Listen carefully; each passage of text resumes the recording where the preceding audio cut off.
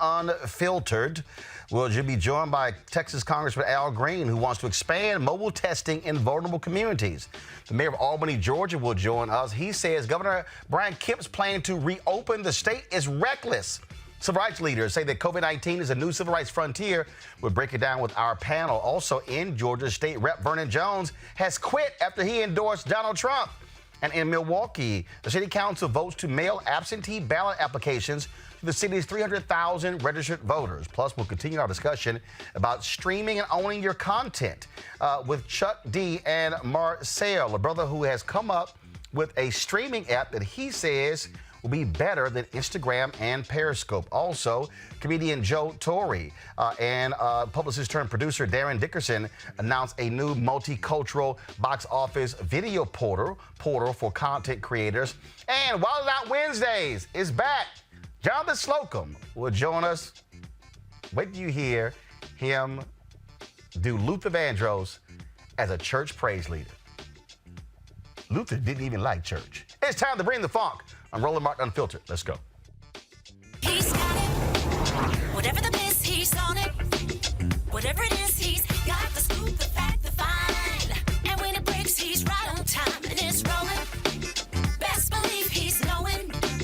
Putting it down from sports to news to politics. With entertainment just for kicks, he's rolling. It's on go, roll, y'all.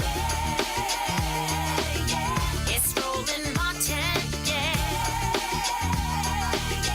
rolling with Roland now. He's funk, he's fresh, he's real, the best, you know he's rolling Martin now.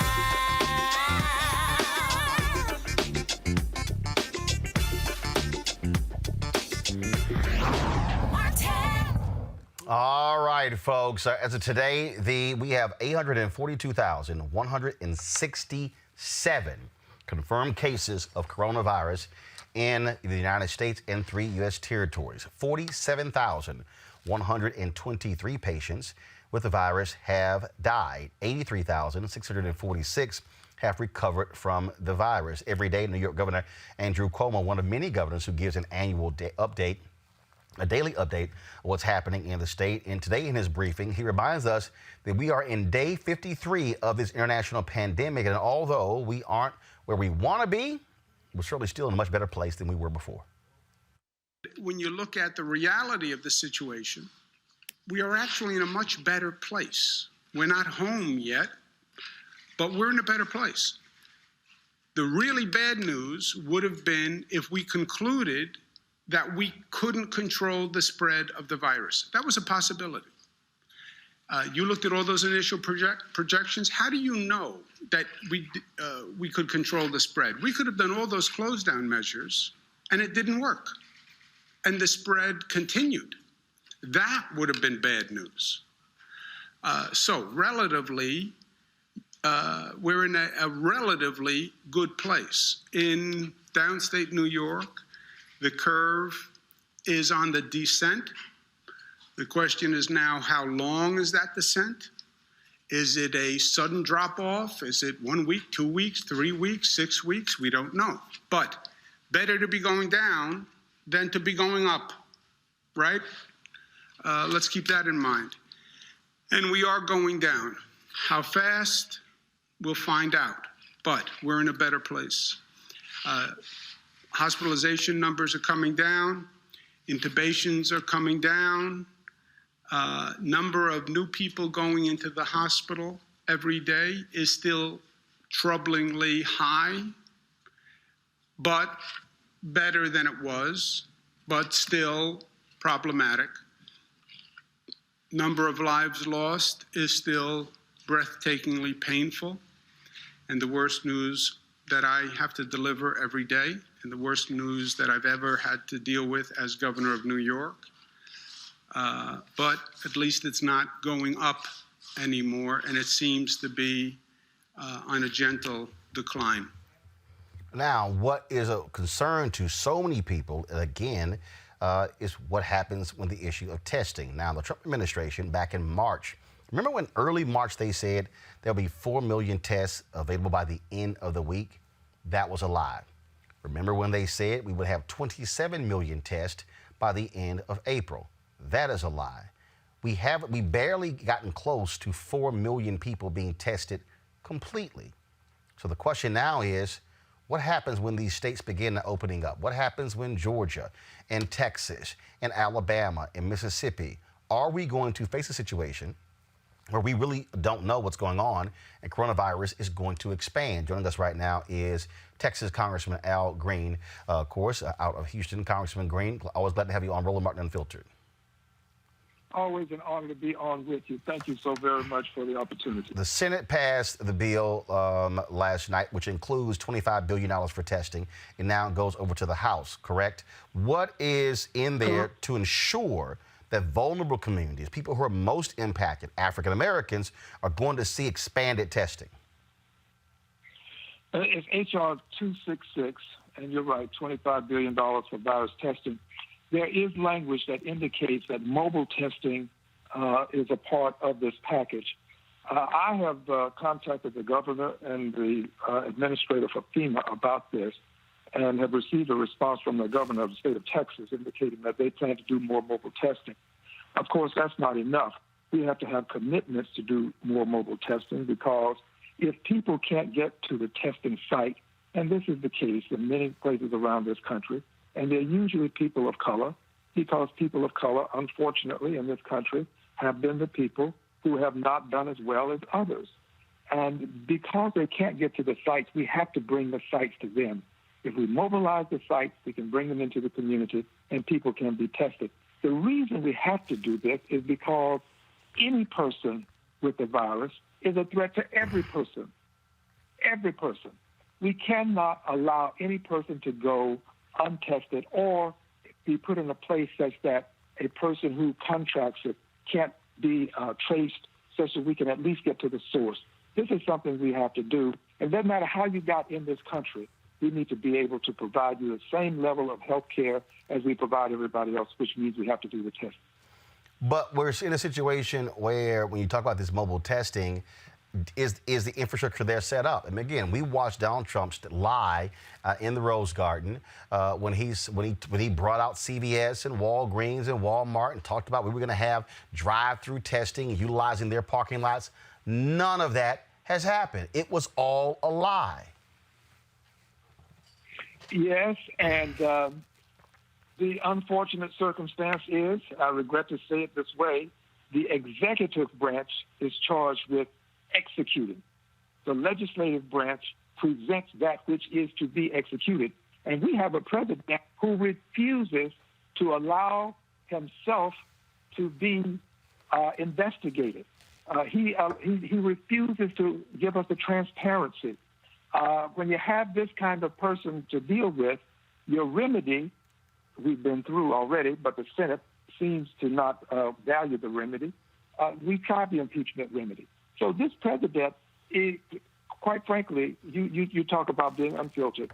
He literally now is above the law because he refuses to comply with the simplest congressional mandates. So I agree with you. We've got a problem. We have a problem. We have a president who sees himself as beyond the reach of the Congress. And when that happens, you've got a constitutional crisis. We're still in that crisis. We haven't extricated ourselves from it. It's only worsened because we now have a threat to humankind that we're having to cope with, and a president who's trying to get reelected and using a platform on a daily basis to spew his rhetoric associated with his campaign, disguised as an effort to give us information about the pandemic. That's obviously deal with testing. We've been constantly talking about PPP. Of course, the loan program supposedly to help small businesses. When you start looking at this money, you look at the fact that even on the educational side, you had Congressman Matt Gaetz, who was criticizing Howard University getting money, yet Howard University, sitting on $40 billion endowment, got $9 million for some reason. On the loan side, you got Potbelly, that refuses. They said they're not going to send the money back. You've got Shake Shack, who sent back $10 million. The National Restaurant Association was successful in lobbying to change the definition to ensure that these major restaurant chains could qualify because they could base it on individual locations. How does that help an actual small business that has 5, 8, 10, 15 employees? When we voted on the legislation, rather hurriedly, I might admit, and we're about to do it again, you're put in a position, to be very candid with you, where you either vote for what we have now or you hold up the entire program and people can suffer. So right now, we're going to vote on 266. It's supposed to have in it $310 billion for the Paycheck program. My hope is, and I can only say my hope is, that some of those problems have been remedied. I did not intend for this money to be used by the greedy. It's supposed to go to the needy. And my hope is that this legislation that we're passing will cover those questions that you've just raised. I never intended for Shake Shack to get the money that it got, and it's very unfortunate that they did, but very fortunate that they're returning it. Some others, however, have decided that they're going to hold on to it. My hope is we can claw back that money, claw back meaning pass additional legislation to require them to return the money. That's the remedy if we can get that through Congress. All right, then. Congressman Al Green of Houston, Texas. I certainly appreciate it, sir. Thanks so very much, Frat. Thank you, Frat. May I mention one other thing? Yes, sir. Go ahead. Okay, please, if you think you qualify for this money, get in line now. Don't wait until you hear some announcement. Go and apply, because this money is going to go fast. The $310 billion could be gone as quickly as a few days. So please, get yourself in line and try as best as you can to get some of this money. There's also $75 billion in there for hospitals. I think that's a good thing that we were able to accomplish. But I regret to say it, but we have a president who is literally above the law because we don't have the courage to take him on as we should. And I yield back to you, and thank you again, dear brother. I appreciate it, sir. Thank you so very much. All right, folks, we've been talking about what's happening in Georgia, where Brian Kemp has said barbershops, salons, bowling alleys can open on Friday. On Monday, restaurants can open. This is angering lots of businesses and also local officials in Georgia. They say it makes no sense whatsoever. He, of course, is one of the Republican governors who keeps listening to Trump talking about we need to reopen the economy, yet you're seeing still increases in coronavirus cases. One of the cities hardest hit in Georgia is Albany, Georgia. We had the coroner on the show just a couple of weeks ago talking about the number of deaths there that took place. Joining us right now is the mayor of Albany, Bo Duro. Mayor Duro, glad to have you on Roland Martin Unfiltered. Thank you for having me. Yesterday, I had the mayor of Savannah on. The mayor of Atlanta has been out here talking as well. What in the hell is the governor doing? How is he not listening to chief executives of cities who are responsible for their citizens? Well, it really comes down to an interpretation of the Georgia Emergency Management Act. And there's a question as to whether or not the governor, essentially with vested powers from the legislature, exercises martial law. And there's some reading of that statute that would allow local governments to retain ultimate autonomy. But apparently that's not the way the governor reads it, because it was expressed earlier this week that no city or county could enact any order or ordinance which is any more strict than what the governor has enacted. And here's the deal. I thought Republicans believed in local control. I thought Republicans were all about, local rule, local control, not big government telling the little guy what to do. In this case here, it was happening in Georgia. Same thing happened where you had mayors in Mississippi who were trying to protect their towns. Governor Tate Reeves comes in and issues an order and pretty much wipes out all their action. I just don't understand how, if you're the governor of a state, You're not communicating with the county officials and city officials and getting feedback from them as opposed to making this sort of decision. Well, I want to first say that Governor Kemp, like every governor in the country, has got tough decisions. They've got the accountants coming to them and showing them where the sales tax is plummeting, where are you going to get the finances to run the government. But that's not a reason to jeopardize people's lives and safety. These decisions need to be guided by benchmarks and not dates. And unfortunately, I see that University of Washington study just came out, and I thought that was been the gold standard. It looks like the recommendation is that Georgia shouldn't open back up until mid-May. I see now that this needs to be a gradual process. You say, should the governor allow for local control? It's my opinion that a statewide order was appropriate. But if we're going forward, then the governor should allow local governments, cities and counties, to make decisions, particularly places like Albany and Dougherty County that are hot spots. We still have people on ventilators in our hospital. We're seeing new patients admitted to the hospital every day. We are simply not ready for this next phase of reopening the economy. We had the coroner on the show when this outbreak happened. There was a funeral in Albany, Georgia. Someone who was infected attended the funeral, and this thing spread like wildfire.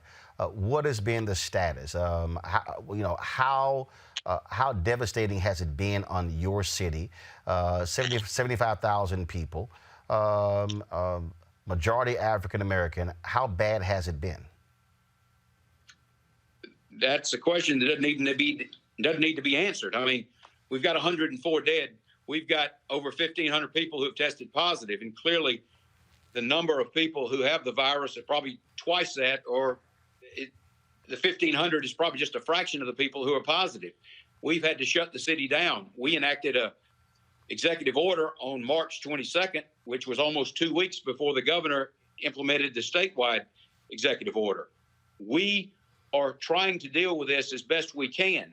But of course, the governor's decision really, I think, hinders our ability to address the situation. And I'm hoping that the governor will reconsider and allow cities like Albany and counties like Dougherty to make exception if the local leaders feel that that is appropriate. You said, was it 105 dead, 1,500 infected? 104. No, that's 1,500 positive results. And of course, we hadn't tested, but a fraction, less than 10% of our population has been tested, which is a lot better than the national average and a lot better than the state average. But we really have no idea. What the hospital staff told us is those people who are being admitted every day contracted the virus a week ago, 10 days ago. So we know people continue to be infected even as we speak. But then you listen to the White House. Then you listen to what's coming out of there when they say, when Trump's like, we don't need more testing. We can't test everybody. Then when you hear, we have all this capacity for testing in these states, and they show the slides of all the machines that are available, yet every day on this show, I'm talking to mayors, I'm talking to county officials who are going, where are the tests? It's a disconnect. Well, fortunately, the state has agreed to open up a testing site to be run by the National Guard here in Albany, where people can be tested without being referred, without meeting any of the criteria that are required by the Department of Public Health. And so hopefully we will be able to get a better handle on this. But of course, that test site is not yet in operation. But that is a benefit we have that other communities throughout the state simply don't have. But is it stunning to you that here we are about to go into the month of May, and that still is not operational? Well, I think we all need to be fair about this. No one could anticipate this pandemic coming. However, I see experts say that once it hit Europe, we should have prepared. I do think the national government was taken aback, was not prepared. I don't think the White House fully understood or comprehended what was coming. And our country, similar to the city of Albany and Dougherty County, was consumed by the virus before we were really prepared for what was coming. And that's really, I think, what jumps out. And look, when it comes to these things, when you talk about containment, you have to be able to move fast. You have to be able to marshal resources. And I just think that federally, the constant downplaying that, well, you know what, look, because you literally had people from the White House on television saying that we almost have this thing airtight contained. And I'm talking to people on the ground who were going, what the hell are they talking about? And normally what happens is, look, if this was a fire, you move the resources to the place where it's burning right now. And to your point, look, 3 weeks ago, your city was on fire. And folks were saying, where are those resources? Any idea when that testing center is going to open? Well, it was supposed to be open on Friday, but we've heard that's been postponed. And I do want to say, I think I'm obligated to say, the state government has provided substantial resources to us.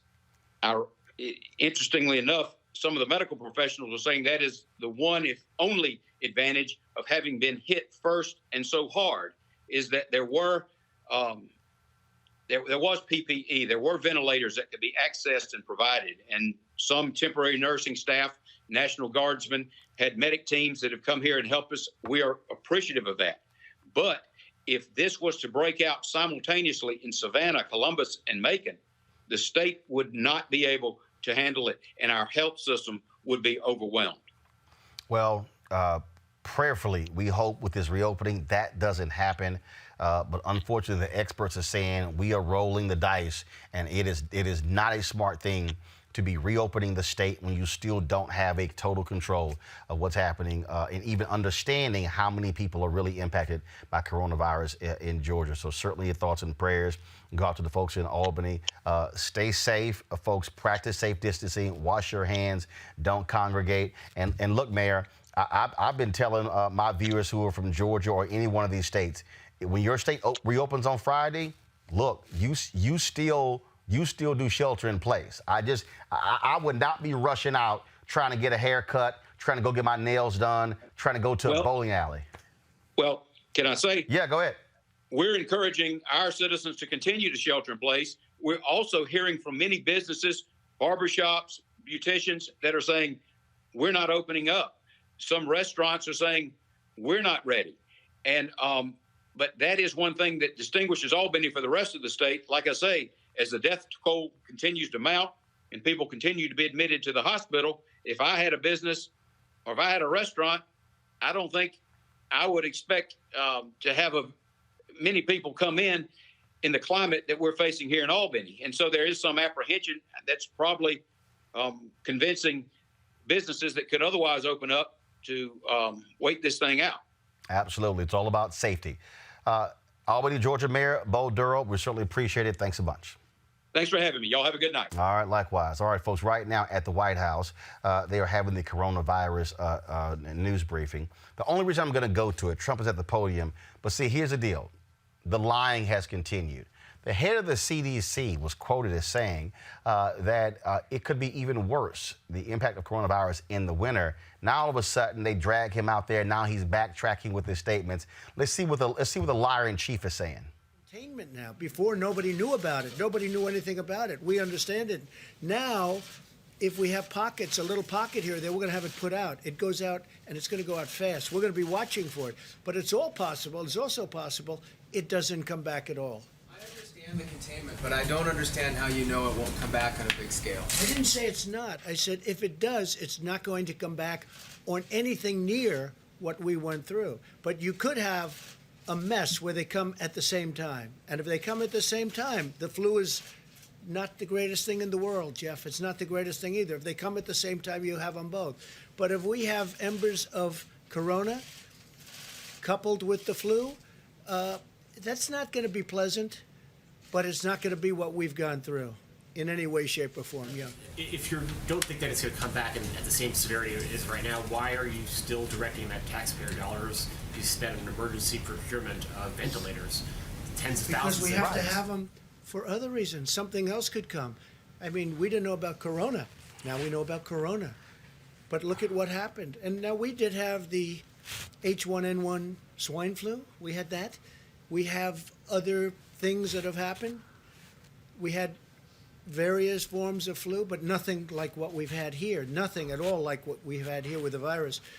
But something could happen. I think that the stockpiles, we're making hundreds of thousands of ventilators right now. Nobody writes about that. You know, at the one time, all they talked about was ventilators, right? Because you didn't think it was possible for me to solve that problem. Whatever. And I solved it. All it. right, y'all. He's up there just spinning line, just making up bullshit. That's all he's doing right now.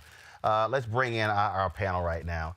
Eugene Craig, CEO, Eugene Craig Organization. Robert Patillo, Executive Director, Rainbow Push Coalition, Peachtree Street Project.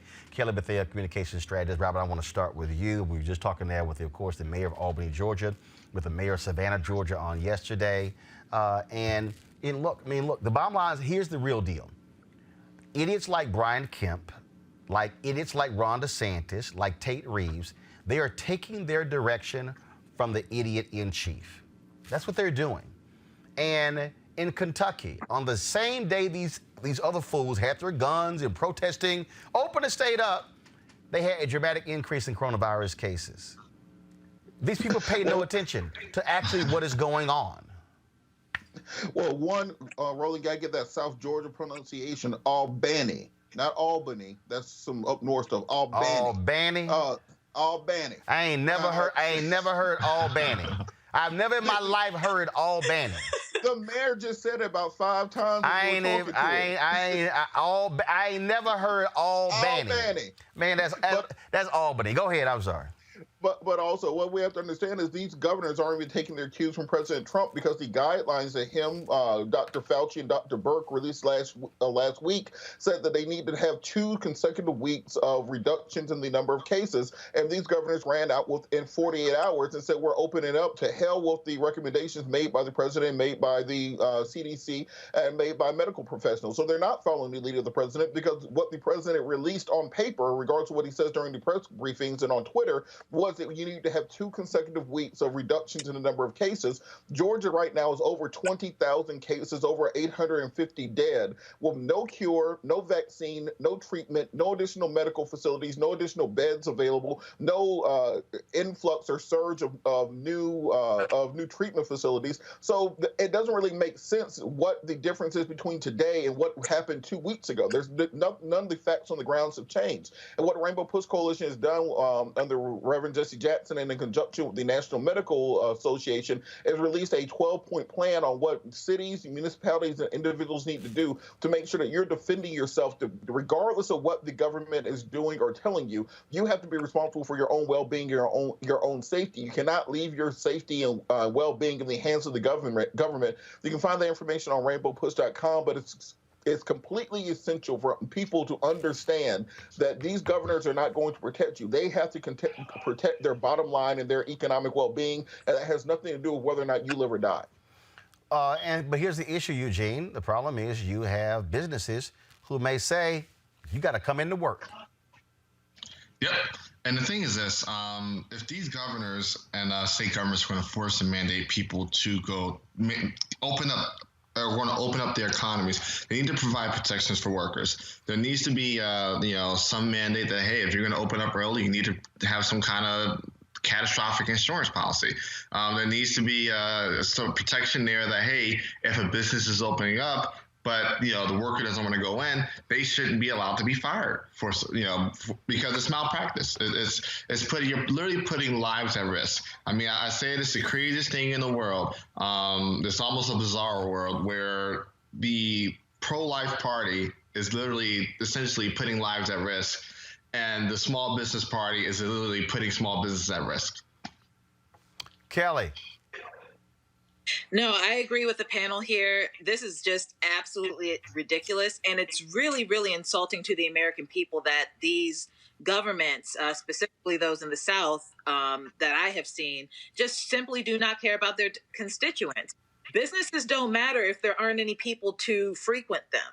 You can't have a business without a customer. And the problem is these customers that they want so badly, they're dying. Why? Because they're doing things in a light that does not reflect that that they care. And that's the problem. So, New York, it's clear that the governor cares. In Maryland, it's clear that the governor cares. But in Georgia, this is not reflective of a governor who cares. The government in Florida, that is not reflective of a government who cares about their constituents, who cares about American citizens, who cares about people in general. Because you can't spend money if you're dead. Well, and Roland, just to hop back in on the point Kelly was making, if you go to rural parts of South Georgia, South Carolina, rural parts of Florida, you'll already have a shortage of medical facilities. You already have a shortage of doctors. You have a shortage of ventilators. You have hours between where people live and where they have the ability to get treatment at. So the chances of overloading those medical systems by reopening too early, you're unleashing a level of hell on yourselves, which there's no reason to put yourself through, because the medical systems in rural areas of America right now are not equipped to handle an outbreak. It is stunning to watch what is going on, and these people are playing Russian roulette with the lives of so many people, vulnerable populations, and they have not provided them adequate protection and screening. Now, rallies and marches and other traditional forms of protest are out, given the social distancing restrictions now in place across the country. But activists are still organizing campaigns aimed at what is emerging as the latest front in the country's civil rights struggle: disproportionate impact of the coronavirus on communities of color. The Rainbow Push Coalition, the National Medical Association, and the National Bar Association issued a joint statement on the response to the pandemic, saying that COVID-19 has emerged as a global threat, but in the U.S., African Americans need to be specifically addressed. Okay, Robert, what does that mean? Okay, what does that look like? What does that mean? And so what do we do with that going from here? Well, what that looks like and what that means is you have three separate issues that lead to the increased mortality rates in the Black community. What we've seen places like Chicago and New Orleans have 70% African American mortality. 70% of the mortalities have been African American. Places like St. Louis, Missouri, you've had 90% of the people who have died be African American. Even in South Carolina, preliminary information shows 57% of people dying are African Americans. It's primarily because, one, you have the economic aspect of us being those frontline workers, not being able to telework if you are a grocery store clerk or if you are a janitor, not having the ability to take 14 days off to quarantine yourself from the population if you were sick. Secondarily, have the social aspect. Many of us live in packed-in urban environments where you don't have the opportunity to be acres away from other individuals. That facilitates more of a spread in the community. Then finally, have the systemic issues of a lack of access to health care, lack of access to early treatment, a lack of access to the proper medical care when you are sick, and ventilators, and therefore you have increased mortality rates. What we've done at the Rainbow Push Coalition in conjunction with the National Bar Association, National Medical Association, and the undersigned individuals, as I said, was issue a 12-point plan on what communities can do to ensure their health and safety, what individuals can do to try to quarantine and prevent themselves from being infected, and also what we need to be calling on our leadership to do to secure our communities and understand that we are being disproportionately affected. So you cannot simply, as Dr. Fauci said a couple weeks ago, simply wash your hands and say there's nothing we can do about it right now. There are absolutely things that can be done, and that's what we're calling on. Kelly, though, when you look at these numbers, when you look at this concern, so national coronavirus outbreak concern by race based upon registered voters, all extremely to moderately concerned, 71%, to little to not at all concerned, 29%. Who are the dumbasses of that 29%? African Americans, 89%, who are extremely to moderately concerned, only 12%, a little to no, not at all concerned. Latinos, 79%. Other, 76%. White, 67%.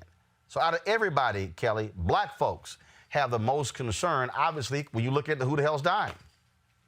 But it's not just because of COVID-19, right? We have a history in this country of Black people being ignored and neglected by our medical care system. So it makes sense that Blacks and African Americans are the most concerned about this pandemic, because frankly, we will be the ones most affected by this pandemic, specifically the population that will have the most amount of people dying.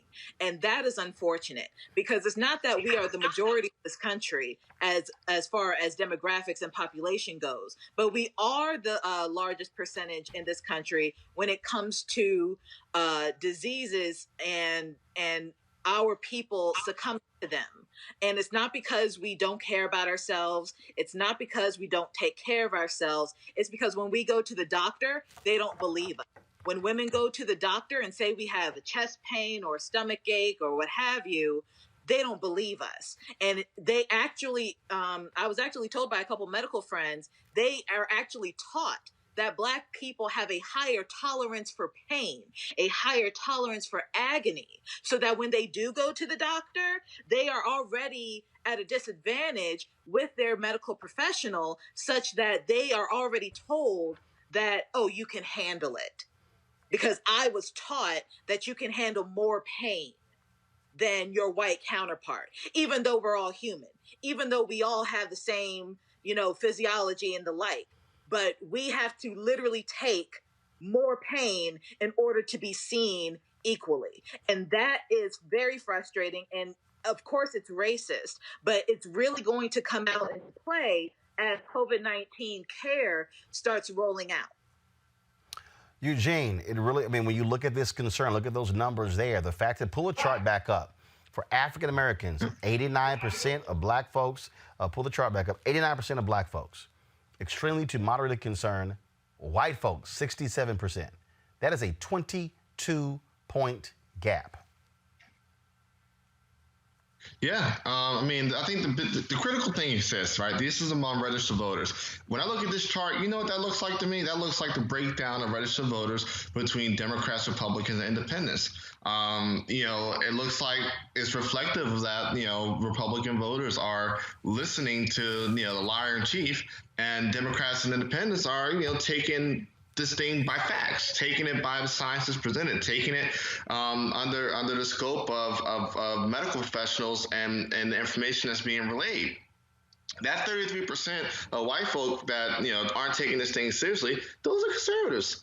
Those if you were to dig down a little deeper there, you'll come to find that those are conservatives, those are Republicans. That matches up with exactly what voter registration numbers look like right about now. I look at the 89-12. You know what that 12% reminds me of? The 8, 9, 10% of Black people that think Trump is doing something great and when he's really hurting our community. But what we're seeing is that our community, our families are being hurt by COVID-19 in ways that other communities aren't experiencing. And with that, we're taking it very seriously. You can't look at your timeline without seeing somebody that has somebody in their family that died from COVID-19 over the last couple of weeks. I mean, it's real life, real impact. Well, and now the question then becomes, Robert, from a civil rights group standpoint, okay, what do you do to begin to impact public policy? Because guess what? You can't do protest. You can't do mass showing up at people's offices. And so you're reduced to phone calls, emails, social media. And look, the world now changes on social media, so let's not downplay the ability of that to make changes. We have the stimulus bill, I guess 3.5 going into package 4 that's being argued right now. We have literally put $2.2 trillion in the last bill, another $500 billion in this bill. Let's demand that we have testing in our communities. Let's make sure that the Congressional Black Caucus, the largest caucus in the Congress right now, is carrying that flag, carrying that vanguard to ensure that we are not disproportionately impacted by this, that we are arguing the surge in medical supplies that are needed, that communities of color are not simply lumped in with everybody else. If we know that 70% of the folks in Chicago dying are Black folks, and why we need to make sure that 70% of the medical supplies are going to those communities. So we do have the ability to make those changes, to make those impacts. And now that we have conservative groups who are rallying with guns at the Capitol, they should have no problem with us protesting, taking knees and everything else, because they understand the need of that First Amendment right to petition your government for the redress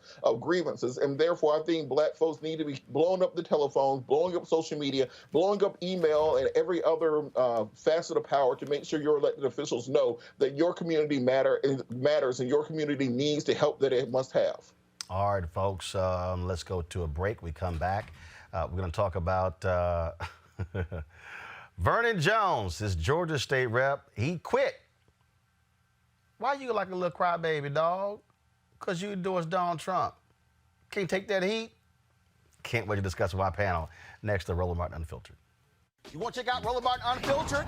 YouTube.com/Roland S. Martin. And subscribe to our YouTube channel. There's only one daily digital show out here that keeps it black and keep it real. It's Roland Martin Unfiltered. See that name right there? Roland Martin Unfiltered. Like, share, and subscribe to our YouTube channel. That's YouTube.com/Roland S. Martin. And don't forget to turn on your notifications so when we go live, you'll know it. All right, so a lot of y'all always asking me about some of the pocket squares that I wear. Now, Robert don't have one on. Nope. Now, I don't particularly like the white pocket squares. I don't like even the silk ones. And so I was reading GQ magazine a number of years ago, and I saw this guy who had this pocket square here, and it looks like a flower. This is called a shibori pocket square. This is how the Japanese manipulate the fabric to create this sort of flower effect. So I'm going to take it out and then place it in my hand so you see what it looks like.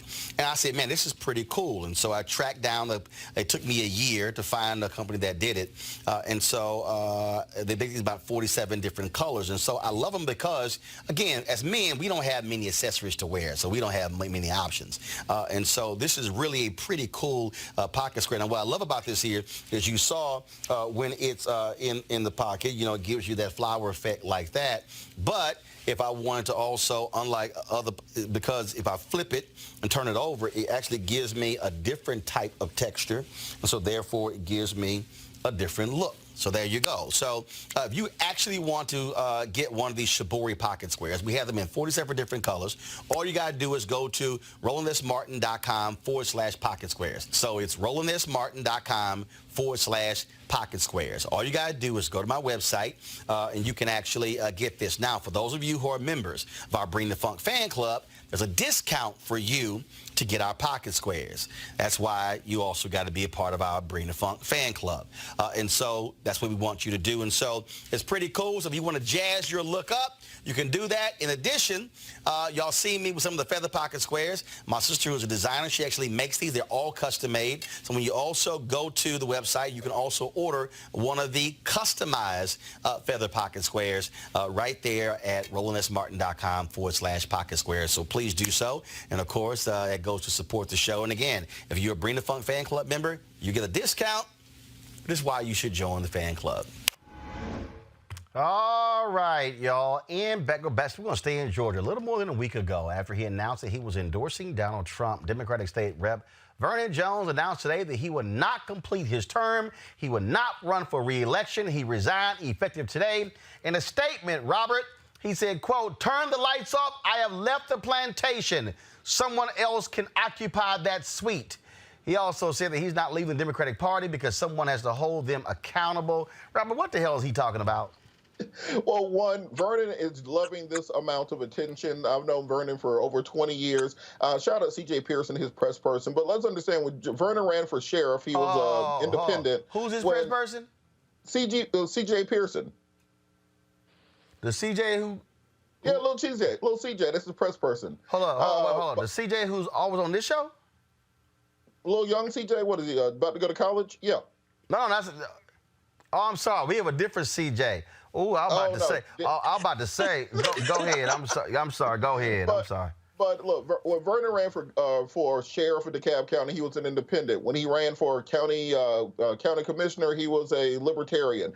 He bragged in 2004 about his support for George W. Bush. He bragged in 2008 about his support for Obama and photoshopped himself into a flyer with Obama. But Vernon Jones is out for Vernon Jones. I don't think we should be running this much into it. He had a tough re-election race. He was probably going to lose. So you go out with a bang on it. So Vernon got all the attention he wanted. And that's the real deal. He's about to get his ass whooped. So it was like, you know what? Let me just go ahead and play this right, and then maybe I could try to score me a Trump appointment if he wins re-election. Yeah, look, you're absolutely right. And I think by the media kind of running with this, both right-wing and left-wing media running with it, they're turning into something bigger than it is. Right-wing media is trying to make it this sea change where black folks are finally leaving the plantation, and then left-wing media is seeing this great aberration. It's a local state representative who decided to endorse the president because he was about to lose a re-election campaign. It's not the biggest thing on earth. I think that he's really enjoying this amount of national attention. Here's what you're looking at right here, Robert. First of all, we also try to get him on, but he won't come on. I wonder why. Just like, what's your other guy from Georgia? He won't come on either. Bruce Lavelle. They love, and Herman Cain been running for me for at least by a decade now. What's a trip here, Eugene, is when you look at the talking points. So when you look at the talking points of Vernon Jones, it comes right out of the mouth of a Candace Owens and the rest of these people. Trump has let people out of jail. Joe Biden tried to put him in jail. Trump has just really been so supportive of historically black colleges. And then, of course, the whole deal with the whole deal talking about the unemployment rate for African Americans. And so it's been all of that, which totally ignores so many other issues. That's really what you got going on here. It's 100% what you got going on here. I think Rob's spot on with the whole situation. I think there's one other caveat there. I don't think he's waiting for, Trump re-election. This guy is going to try to jump on the Trump campaign and become their, black Democrat spokesperson.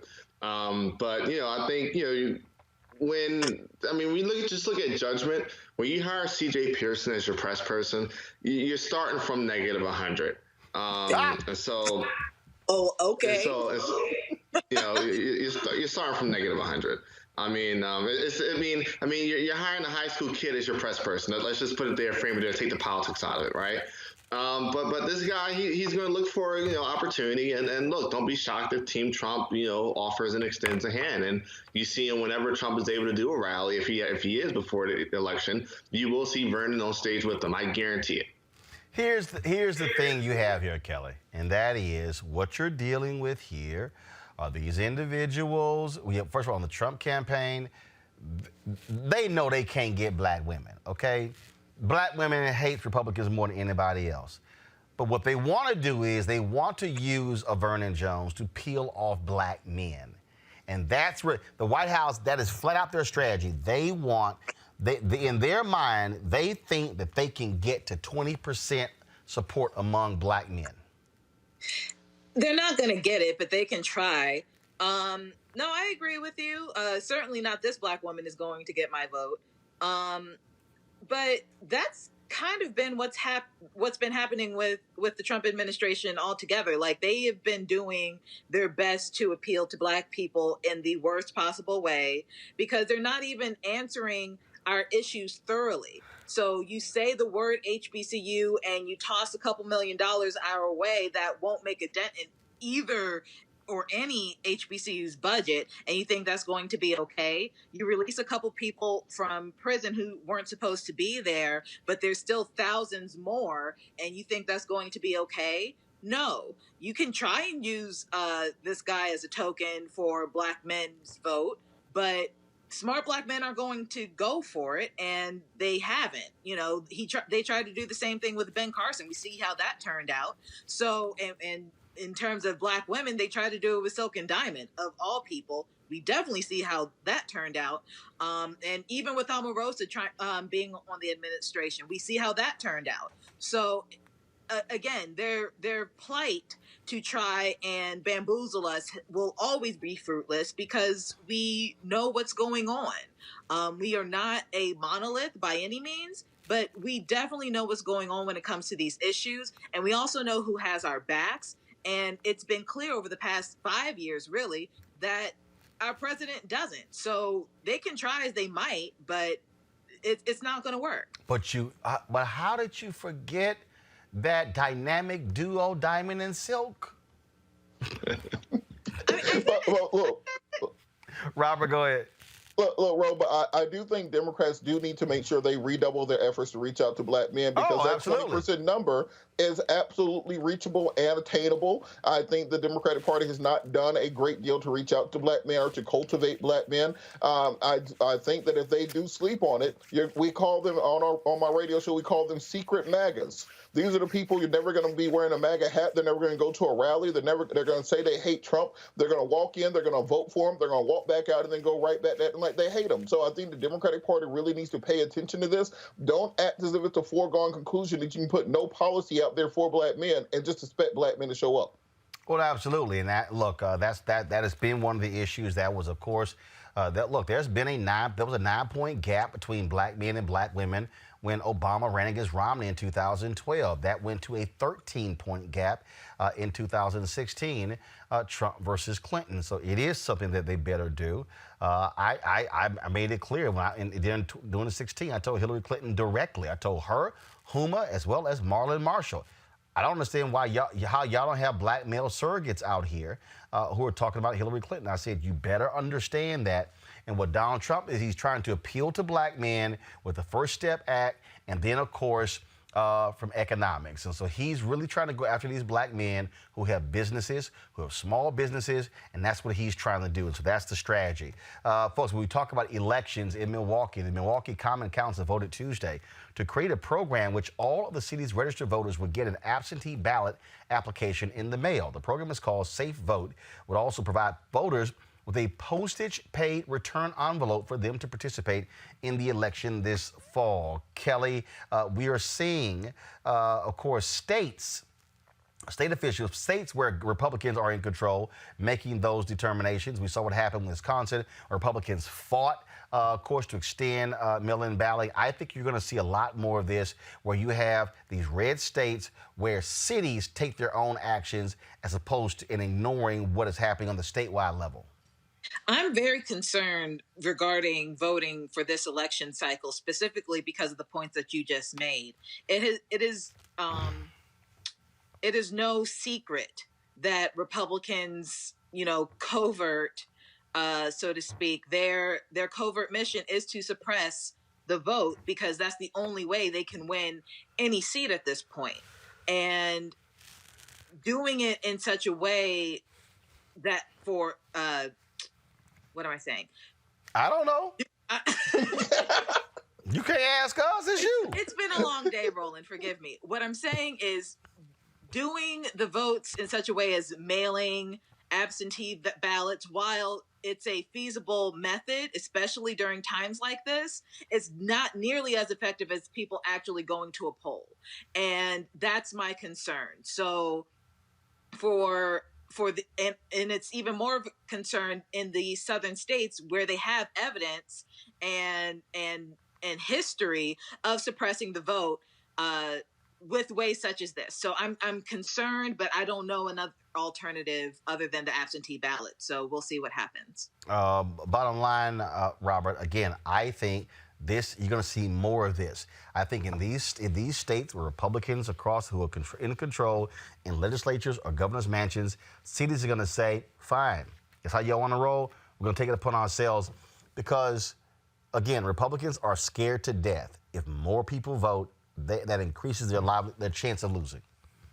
Well, let's understand. Kelly said it was their covert objective. No, they're honest about it. No, it's overt. It ain't covert. It's a high objective. Yeah, President Trump has already come out and said that if you have this level of voting, Republicans will never win an election again. The Speaker of the House here in Georgia, Ralston, said that if you allow absentee voting at those levels, no questions asked, then you'll have levels of voting and Republicans won't be able to win. The part of voter suppression has always been skimming off the top. It's not the wholesale putting dogs around the polls anymore. It's simply trying to skim off 2%, 3% here and there, and by making it more difficult for for people to absentee vote, that is what they're trying to achieve. Understand, there are 5 states in this country that already have no questions asked absentee voting. There will be absolutely no work and no issue to expand that to nationwide for this election in particular, where we have this public health crisis. The only reason people are fighting against it is because they fear the voice of the people. They want the voice that they can control, not the full-throated voice of the American people. And we need to understand that and fight back against that now, and not wait till the middle of October when it's hitting us in the face. We have 6 months right now, 5 or 6 months right now, to plan for it, to get state laws changed, to get executive orders issued, where we're going to have no question asked, absentee ballots mailed to every individual with a barcode that matches up to your address, that matches up to your voting number, that can be sent in, scanned in, and tracked. And there will be no questions of voter fraud. There'll be no duplicate ballots sent out, because there'll be a tracking number which will go into a computer database, and you can get a bunch of high school students to code it in a weekend. The only reason they're trying to make it seem like it's an issue is because they want to put artificial barriers in place to stop old people, poor people, and minorities from being able to vote in full numbers. There is no more important strategy for Republicans, Eugene, than to do exactly what Robert talked about. And that has been the case. And for all these black Republicans who I've had them on, oh, you guys are making this up. No, this is Republican Party strategy from the top on down. Absolutely. Look, the thing is this, right? You move a nationwide mail-in ballot where essentially, it's not your voting isn't dependent upon people showing up at the polls, but just mailing their ballot back in. You're going to see Democrats supermajorities in both houses of Congress. You're going to see 60, 65 votes in the Senate. You'll see, 350-ish in the House. All right. Like mail-in ballots or absentee ballots are foreign to Republicans. It happens in Arizona and it happens in Florida on a very wide-scale basis. In the last 2 cycles, 2.2 million Republicans voted by mail in Florida.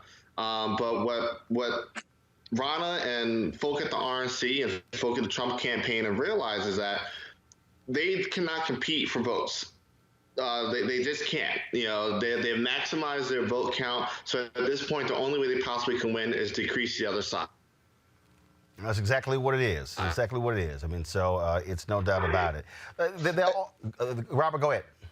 I was going to say, and on this issue of voter fraud, which they keep trying to shield themselves behind, and the California primary from this year, there were tens of millions of ballots cast. Right now, the Secretary of State there is doing a recount because they have 15 duplicate absentee ballots. So this is the voter fraud they're talking about. There might be 15 out of tens of millions of ballots that were cast in the California primary. So this idea of there somehow being this this dark empire that might overturn elections is completely fanciful. There is no evidence of wide-scale voter fraud from mail-in ballots. Put out by the Democratic coalition, hard hitting against Donald Trump. Check this out.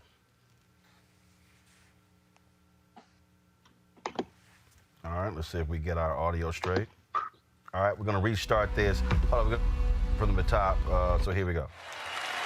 The most basic duty of government is to defend the lives of its own citizens.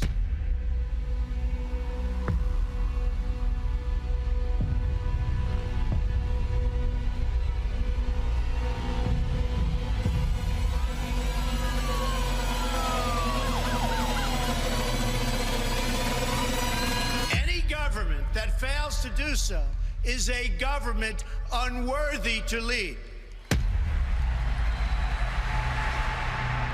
There'll be a lot of death, unfortunately. There will be death.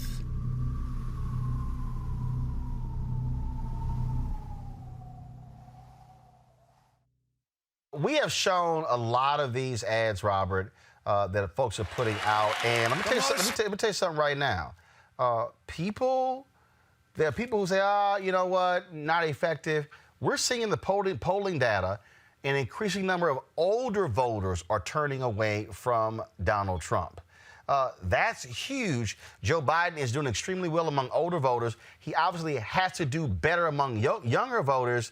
But this notion that Democrats have not been successful at tagging him on this coronavirus pandemic, I think people need to understand it's having an impact. Well, I think the real-time polling is going to be difficult to extrapolate out into actual votes for the fall.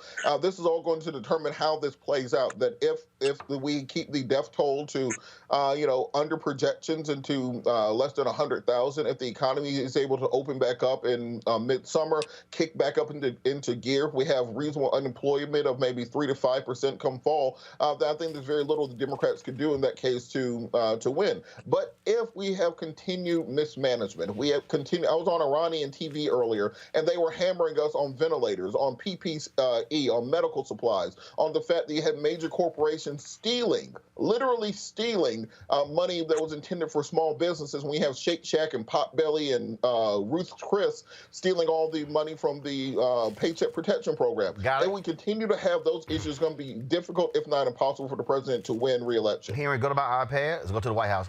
Anthony Fauci is talking. In different parts of the country. So the speed with which one can go from one to another, at the point at which you can even begin to think about the phase, is going to differ.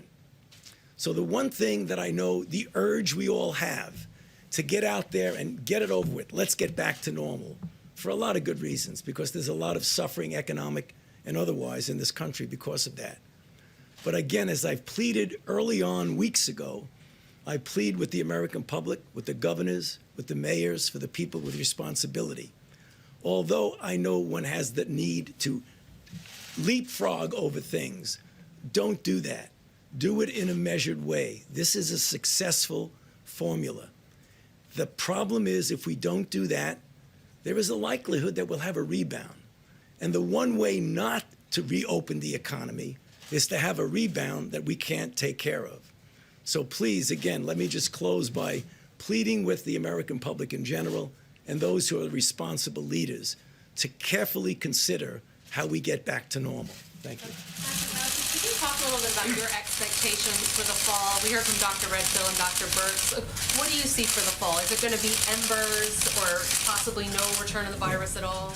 You know, as I've said before here, when you look at an outbreak, it's two dynamic forces opposing each other.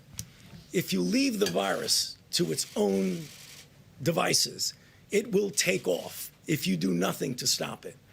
If you put into place the kinds of things that we talk about, first containment, and then hopefully you never get to mitigation, but containment is important. Those two forces are going to determine whether you're going to have a big outbreak. So what Dr. Redfield was saying, first of all, is that we will have coronavirus in the fall.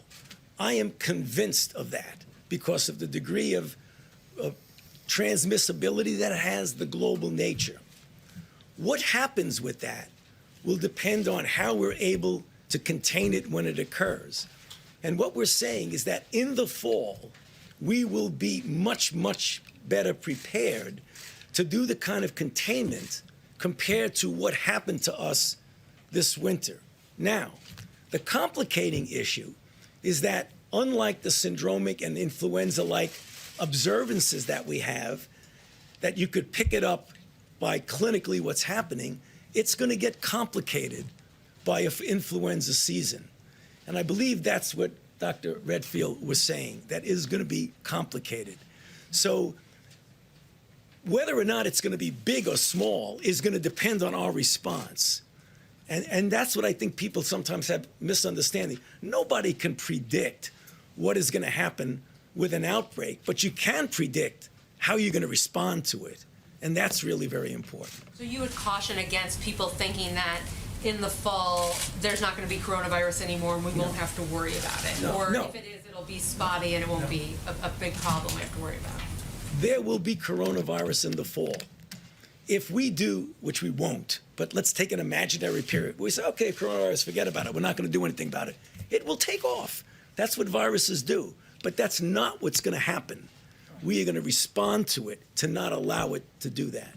Dr. Fauci, what happens when governors like Governor Kemp are not following this careful, measured plan and moving forward even without meeting the gating criteria? Well, you know, if I were advising the governor, I would tell him that he should be careful. And I would advise him not to just turn the switch on and go, because there is a danger of a rebound. And I know there's the desire to move ahead quickly. That's a natural human nature desire. But going ahead and leapfrogging into phases where you should not be, I would advise him as a health official and as a physician not to do that. Okay? Go ahead, please. Thank you, Mr. President. All right, come back. Trump's talks, we bail away because I ain't trying to listen to him lie. He's a liar in chief, so I don't want to hear all that crap. So ain't gonna happen. We were talking about, of course, these ads that are running. I still think even if you begin to see the economy come back, Eugene, I think this notion that Donald Trump is unbeatable, I think it's a crazy notion. Remember, he only won by 78,000 votes. He only won by the skin of his teeth in those critical states. Folks, but you look at those numbers of people who turned out in the Democratic primaries before they got shut down. We're talking about massive numbers. Yeah, you're talking massive, massive numbers. Look, not only is the map expanded, it's expanded beyond what some of us probably could imagine this time last year. Arizona's in play. Florida is probably going to go blue or stay blue for a while after this cycle. Georgia is in play. Probably won't flip this cycle, but it's a cycle away. North Carolina is probably going to look a lot like 2008 than it did 2016. And, of course, the battlegrounds of Pennsylvania, Michigan, and Wisconsin, where you have those narrow margins, you're seeing explosive turnout, you're seeing explosive enthusiasm, and you're seeing explosive voter activity, right? And there are things that have happened on the ground that have changed the game. For example, before all this happened, Pennsylvania now has 50 days of early voting, and within those 50 days, there's 35 days in which a person can literally register to vote and then vote. That right there alone can close the gap when it comes to how the slim margin that Trump won by. I don't think he's unbeatable. I think he's very beatable. I think he's probably the weakest Republican nominee we've had in a very, very, very long time. But on top of that, the reality is this, right? Economy can come back. You can always get dollars back. But you know what you can't get back? Lives. And as it stands right now, you have 47,000 people that aren't here anymore because they died to a virus that we very well could have prepared for. Kelly, go ahead. Donald Trump is a liar, honestly. When it comes to the economy, I'm not as concerned about it so much as I am about the people. Like Eugene said, the economy will bounce back. Dollars will be made. People will get their money back, but people cannot get their lives back. 47,000, I believe you said. 47,000 souls are gone. They're not coming back. They're not going to be able to spend the money that these Republicans are so desperate on making. I'm concerned about making sure that number doesn't go any higher, because it feels like there's no end in sight. I know there is one, but right now it just doesn't feel like that, especially with the rise of this pandemic. So I want results in that regard. Like I said, the economy is going to come back. We're going to have a president, whoever it is, we're going to have one. I hope it's not Trump. Eugene said that he's the weakest candidate that we've had in a while. I agree. But what we haven't had in a very long time is a base as strong as his. Like, his base is unwavering. They are determined to have him in office again. What's not happening right now is the Democrats' base being as strong as Trump's. Because right now, the Democrats are fragmented. We need to come together to be even stronger than Donald Trump's base to make sure that he's not in office again. We got to stop saying Trump's base. Trump's base is the Republican Party, okay? I mean, that's just it, okay? There are people out there, they don't care. They don't care what he says about women. They didn't care in 2016. They don't care how he treats female reporters. They don't care with his attitude. They don't care with how crass he is. They don't care about his lying. They don't care about his grifting.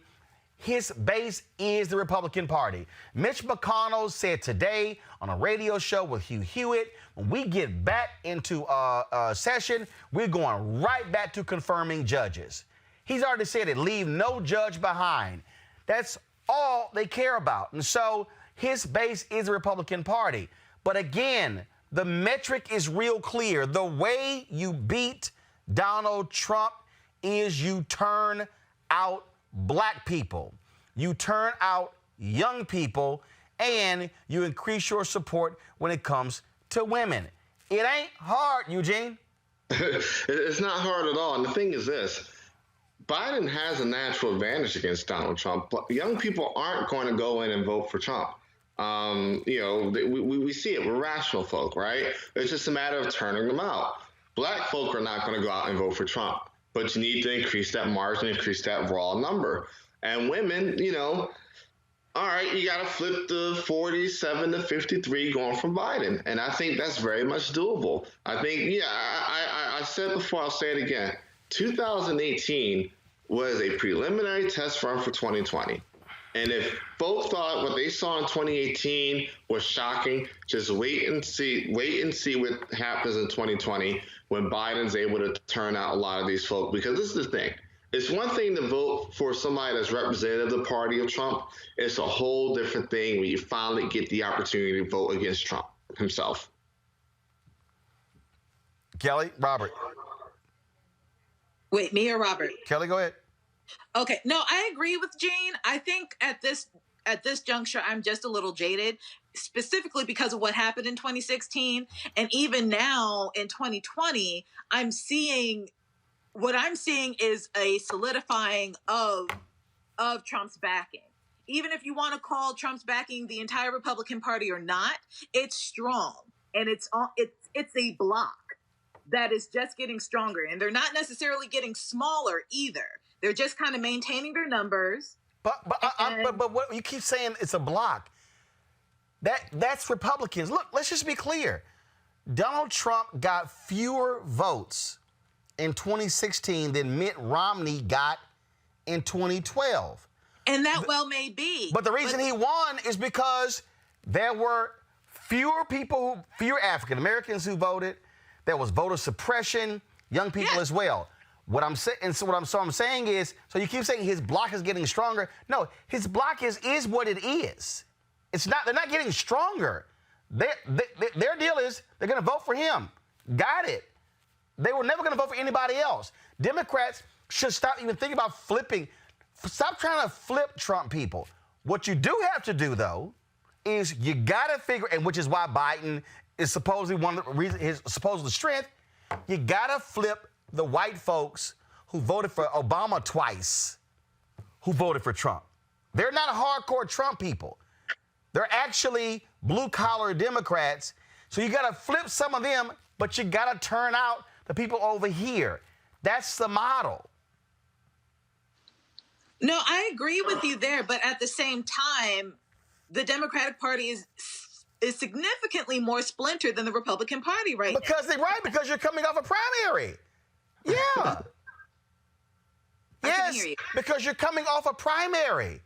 That you're always going to have, when you have a primary, you're going to be splintered because in this case you had 20 plus candidates. Now that Senator Bernie Sanders has dropped out, as you move closer to dealing with the summer, if you have your national convention, then you begin to see those constituencies then come together. Bernie just dropped out.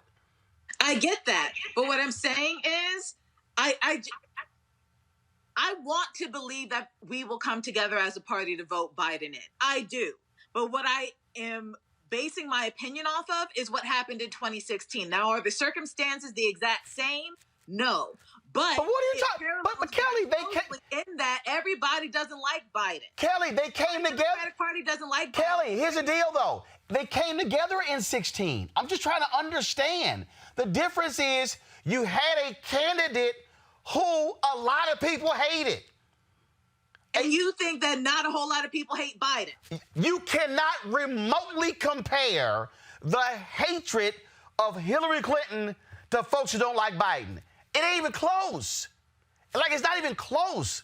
And don't forget, Hillary Clinton still won 3 million more votes than Donald Trump. What she didn't do was campaign in Wisconsin at all. She never stepped foot in Wisconsin. Which is true. She did not really campaign in Michigan, and they put more money in Ohio than they did Pennsylvania, and they got their asses whooped in Ohio. They lost by 450,000 votes in Ohio. So you had a shitty campaign, and you had a candidate who flat out already had her image locked in, and there were people who actually agreed with her on issues. I mean, I can tell you the story. I'm in Chicago. I'm at a bar, and this guy recognized me from television, and we're sitting here talking, and he's like, oh, I'm just conflicted. I don't like Trump. I don't like Hillary. I said, okay, get a sheet of paper out. I want you to put down the 10 issues you most care about, and put a check next to Trump's name or Clinton's name. Who agrees with you? He said, okay. He did it. There were 7 check marks by Hillary. 7. There were 3 by Trump. He goes, I just can't vote for her. There were 7 check marks. I get it. You don't have that same intent. You don't have the same intensity of hate towards Biden as you did with Clinton. I'm saying that's the difference. Maybe you don't have that same intensity of hate towards Biden, but I know people who do. And we need those votes too. So my concern still stands that Biden might not appeal to everybody in the Democratic base. No one is going to appeal to everybody. Eugene, go ahead. You want to jump in? So there are 2 things here, all right? With Hillary Clinton, you literally had 30 years. I'll be 30 in September. You literally had 30 plus years of demonization, right? I mean, she could literally cure cancer, and folk will hate her still. I mean, it's without reason, as you saw with the voter you were dealing with. And Biden just doesn't have that baggage. He really doesn't have that baggage. I mean, you saw with Bernie himself that he jumped right in and endorsed him 2 days after getting out. He didn't have that baggage. There is baggage that comes with being Hillary Clinton, probably unrightfully so, but it's there. But it's not there for Biden. I do think there's something else that probably also needs consideration is that you may not necessarily see what you saw post the RNC convention where, folks just fell in line with Trump if, Justice Amash pulls the trigger on his presidential run. You'll see, small L libertarians and, folk that are starting physical conservatives have an option where Trump isn't their only option against a fully demonized Hillary Clinton. I think 2016 was an anomaly of that. You had probably 2 of the most polarizing figures in American politics, on the ballot against each other. And it was literally, okay, hey, I know I hate her, although I may hate him. And so I think you're going to see something dramatically different here in 2020. I think, polling shows that Biden's been, up 5 points plus, for about, for forever now. But the thing is that, the polarization that came with Hillary Clinton is not there with Joe Biden. Yeah, there may be some folks. I understand that, Eugene, but what I'm saying is, even though Biden doesn't have 30 years of demonization, it's not going to take 30 years of demonization for Biden to be disliked. Because his record is out. His congressional record is out now. We now know things about him that wasn't necessarily out there 30 years ago or even 5 years ago. Now that he's on the presidential stage, we are scrutinizing him a lot heavier. But I think so. I think Kelly, you're mixing 2 things, which actually, when you look at polling data, it actually separates. You said liking Biden. If you look at the likability numbers, his numbers are high. There's a difference between I don't like Joe Biden and I disagree with the policy positions that he has taken in the past. Those are 2 separate things. What you had in 2016 was I don't like her even when I agree with her. That's the difference. And so what now happens is you have people who are going, does he make me excited? No. do I disagree with these policies? Yes, but do I hate him? Trump was this unknown quantity. There's no doubt that if you're a Democratic Party, you have to reach out to the people who are disaffected, the people who are angry, the people who don't like what has happened. Those things are going to happen. Those things do happen. You've got the Bernie supporters out there, the Sean Kings of the world, who are pissed off and angry. Guess what? Here's your dude. Your guy had a shot. And you know what? If you try to spend an inordinate amount of time trying to convince them, you're wasting time. In politics, you say, if I've got finite dollars and finite resources, I got a better chance of flipping you than flipping somebody who hates me. All I'm saying is you don't spend your time on them. You spend your time on those who didn't vote. You spend your time on the people who are now first-time voters. And guess what? You drive as hard as you can on the people who hate Trump. That is going to be their frankly, motto to winning. One of the things I want to play for y'all, this here. Somebody sent me this video. I do love these videos that people send out that I find to be absolutely hilarious. I do my best to share with you many of these as possible. This white woman and her husband put this video together, tied to a Dionne Warwick song. And y'all, I just had to play it. Check this out.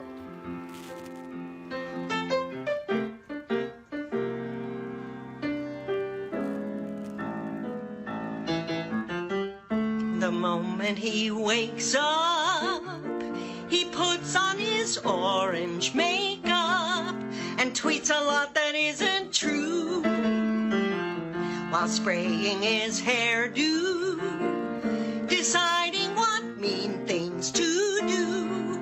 He tweets a little scare for you. Forever and ever, you'll still be a fool, and we all hate you forever and ever. You'll never be cool. Oh, how we'll hate you. Untethered, you don't know what's true. The lies you're selling will kill more of us than the flu. He won't do the right thing. He just wants to make himself king. He'd never really care for you. He praises his cronies. He loves only crooks and phonies. He doesn't really care for you.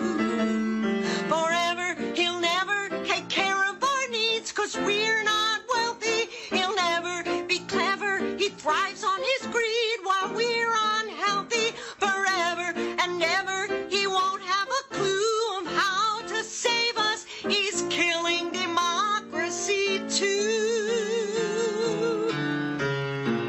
So asshole, believe me, we don't need your bullshit today. Please go away.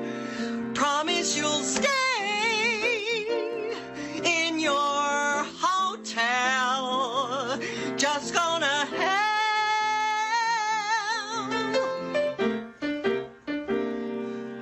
Hate your hair.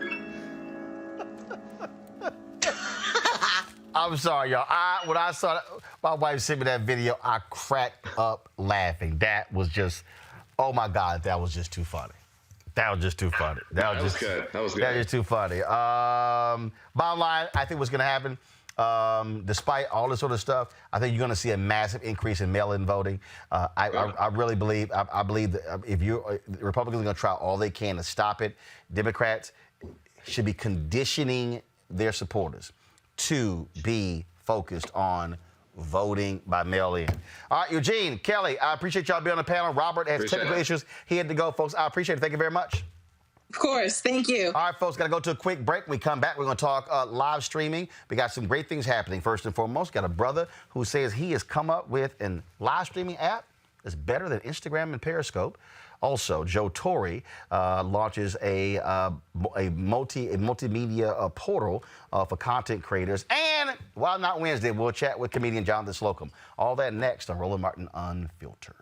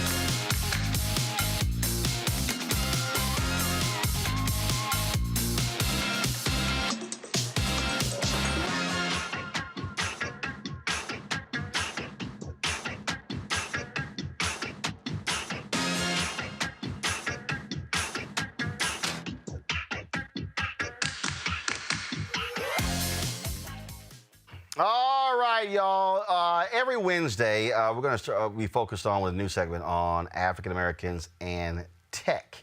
A lot of different things are happening out here in this space, and we want to be able to provide a platform for those folks. Yesterday, an announcement was made by comedian Torry, as well as publicist turned producer Darren Dickerson, that they have launched a virtual box office and digital distribution service for multicultural creators during this quarantine. Joe and Darren join us right now. Gentlemen, how y'all doing? Great. How you doing, Roland? All right, y'all. I need to hear Joe. Joe, you there? Can you hear me? There we go. Yeah, Joe, we got you. We got you, Joe. We got you. All right. So, how does this idea originate? Well, hey, Darren, you want to start? I mean, you know me. Well, first of all, Roland, I'm always, trying to stay ahead of the game. I'm trying to always control my own destiny. I've always been trying to, make my own way and use, Black empowerment. I'm always somewhere in some city like you are, reaching out, not to the little man, but trying to connect the dots between, where I've come from and where I'm going. And now controlling, your own destiny, coming straight to direct to consumership is what I've been always trying to do, like, build my own lane.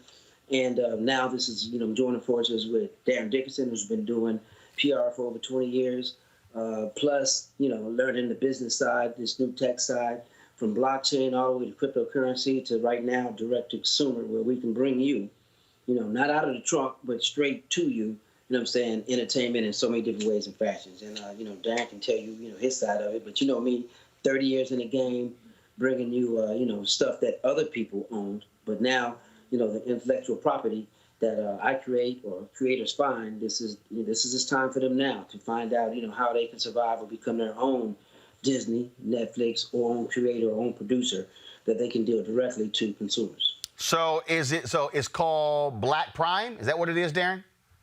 Yes, it's BLK Prime is our partner. They've actually created a streaming portal inside their streaming platform for pay-per-view or direct-to-consumer.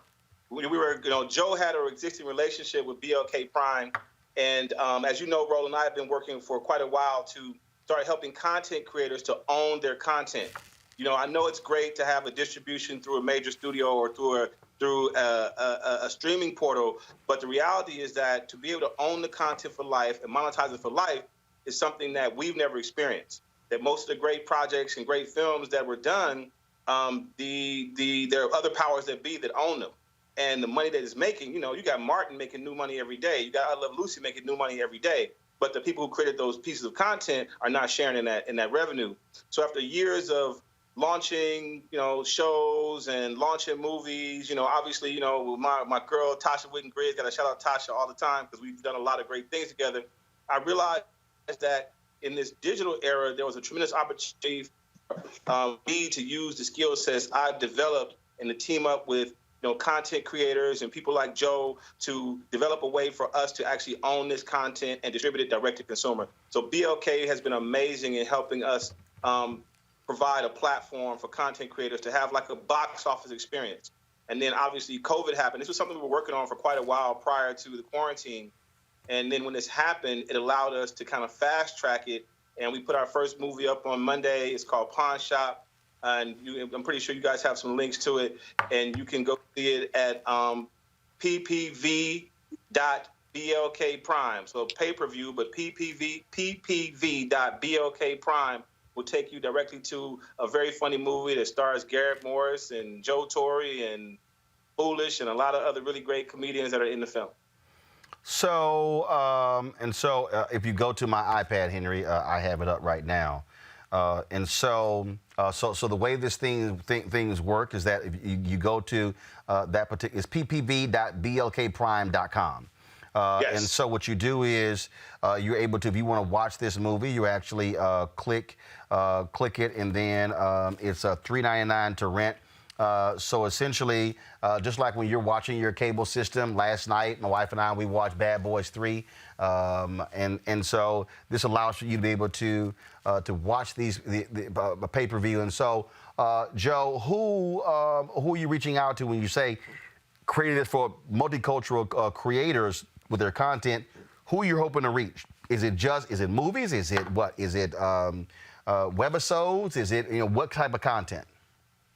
Well, it's, all type of content that's not racist or derogatory or, not to say nothing against World Star, but not against where it's not showing the best part of humanity right about now.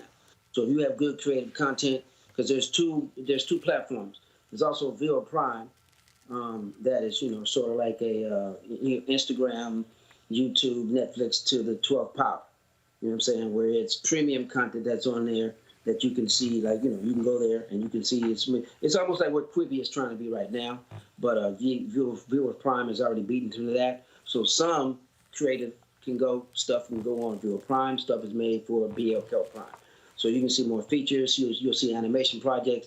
I mean, I've got 20 projects of my own that I'm either producing, I'm in, or that people would be taking to, film festivals right now. Getting ready for ABFF, getting ready to try to see if Netflix is going to see if they can have some type of screening. And right now, that's not happening. You know what I'm saying? All these massive theaters or gathering points where you're able to show off your stuff, to hopefully get it into a theater or get it in someone that's changing now. You know what I'm saying? So if I have the opportunity to bring your art to a platform, not next year, not 3 years from now. You know what I'm saying? No, I can bring it to you next month. If it's quality, it's up to date, if we can show it, if it's got, good awards for wherever it is, and have, that quality stuff that we're looking for, man, you could be in rotation in the next couple of months. And, the revenue share is going to be shared with you, the artist. And that's the kind of platform we're building where from animation to shorts to whatever you have in entertainment, of course, comedy is my, is my stronghold. But acting and drama, I'm doing animation stuff, so everything right there is available, to do. Now, who am I reaching out to?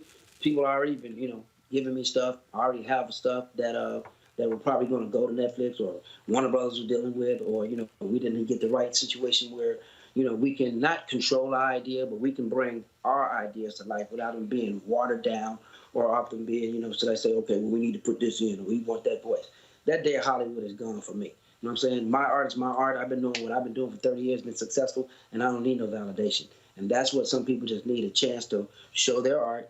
And right here, you can see it, because so many communities from Peoria, Illinois, to Milwaukee, to, Arkansas, those big people, they don't get a chance to come out here and swim in the same bowl that I do in Hollywood. But if I know them by going through, different, tours or just throughout the different fraternities, people, the Divine Nine alone, there's so much content that I want to bring to life right there, and we'll talk about that later. But it's so much that's missing that we can show, really how go to college again, how to be advanced in this new wave, this new era, how Black people can learn about financial literacy and all those things that you can see powerful people doing in our communities that you don't see. I'm here to show you that. Look, there are people, at the end of the day, what we're seeing, Darren, is that folks don't want to be beholden to the existing system where you go through all of this, you raise money, you shoot a movie, as Joe said, you take it to the film festival, you hope Urban Movie Channel or or Hulu or Amazon Prime actually see it, and then you end up selling your movie. But there are others who say, I want to be able to own, maintain, control the content. With this here, with this platform y'all are launching, creators will still be able to still own their content. This is simply an opportunity for them to be able to put the content out, and for them then to be able to drive people to be able to watch it, and then to get a part of the revenue share. Correct? Correct. That's Correct. exactly Break it right. down. The most Darren, go ahead. is that the most important thing is the ownership piece. I think that, we have always looked for validation through these other portals and other platforms, not realizing that the long-term ownership, there's far more revenue to be generated if you keep control of the content. And right now, again, like you said, there are people who are, raising money, they're festivaling these films, and the sad reality, Roland, is as a very small portion that actually make it to market. Now, some of these other portals that are out here have been coming along after the fact and scooping these projects up for pennies on the dollar, when in reality, the amount of money that they've been paying you to put your projects on another streaming portal, you could make that within the first year. Or even shorter time period, depending on how much publicity and promotions you're able to put into it.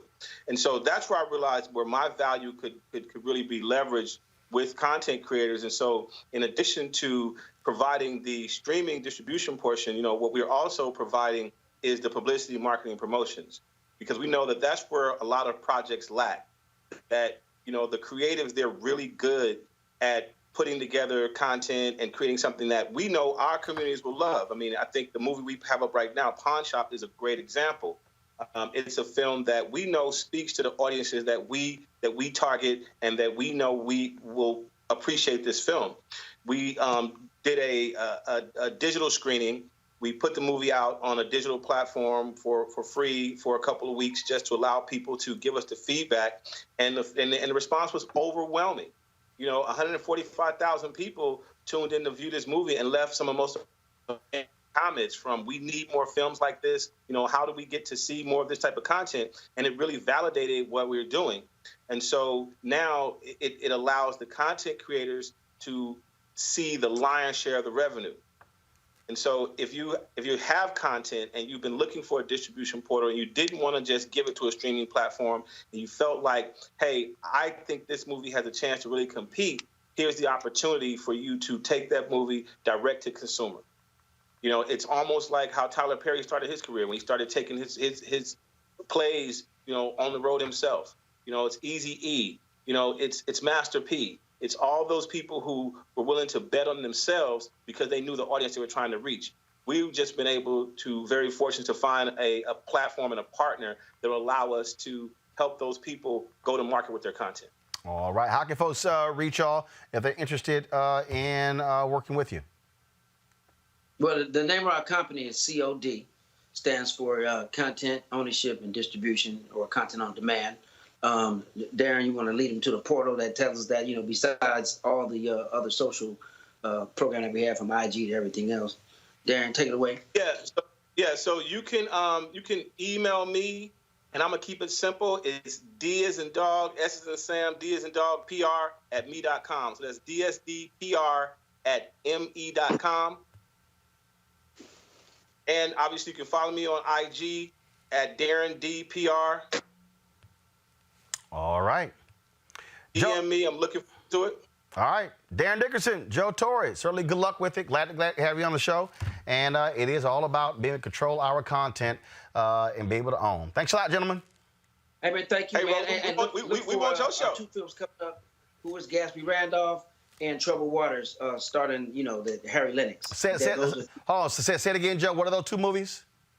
2 movies next coming up. What we're going to feature is Who is Gatsby Randolph, an amazing true story.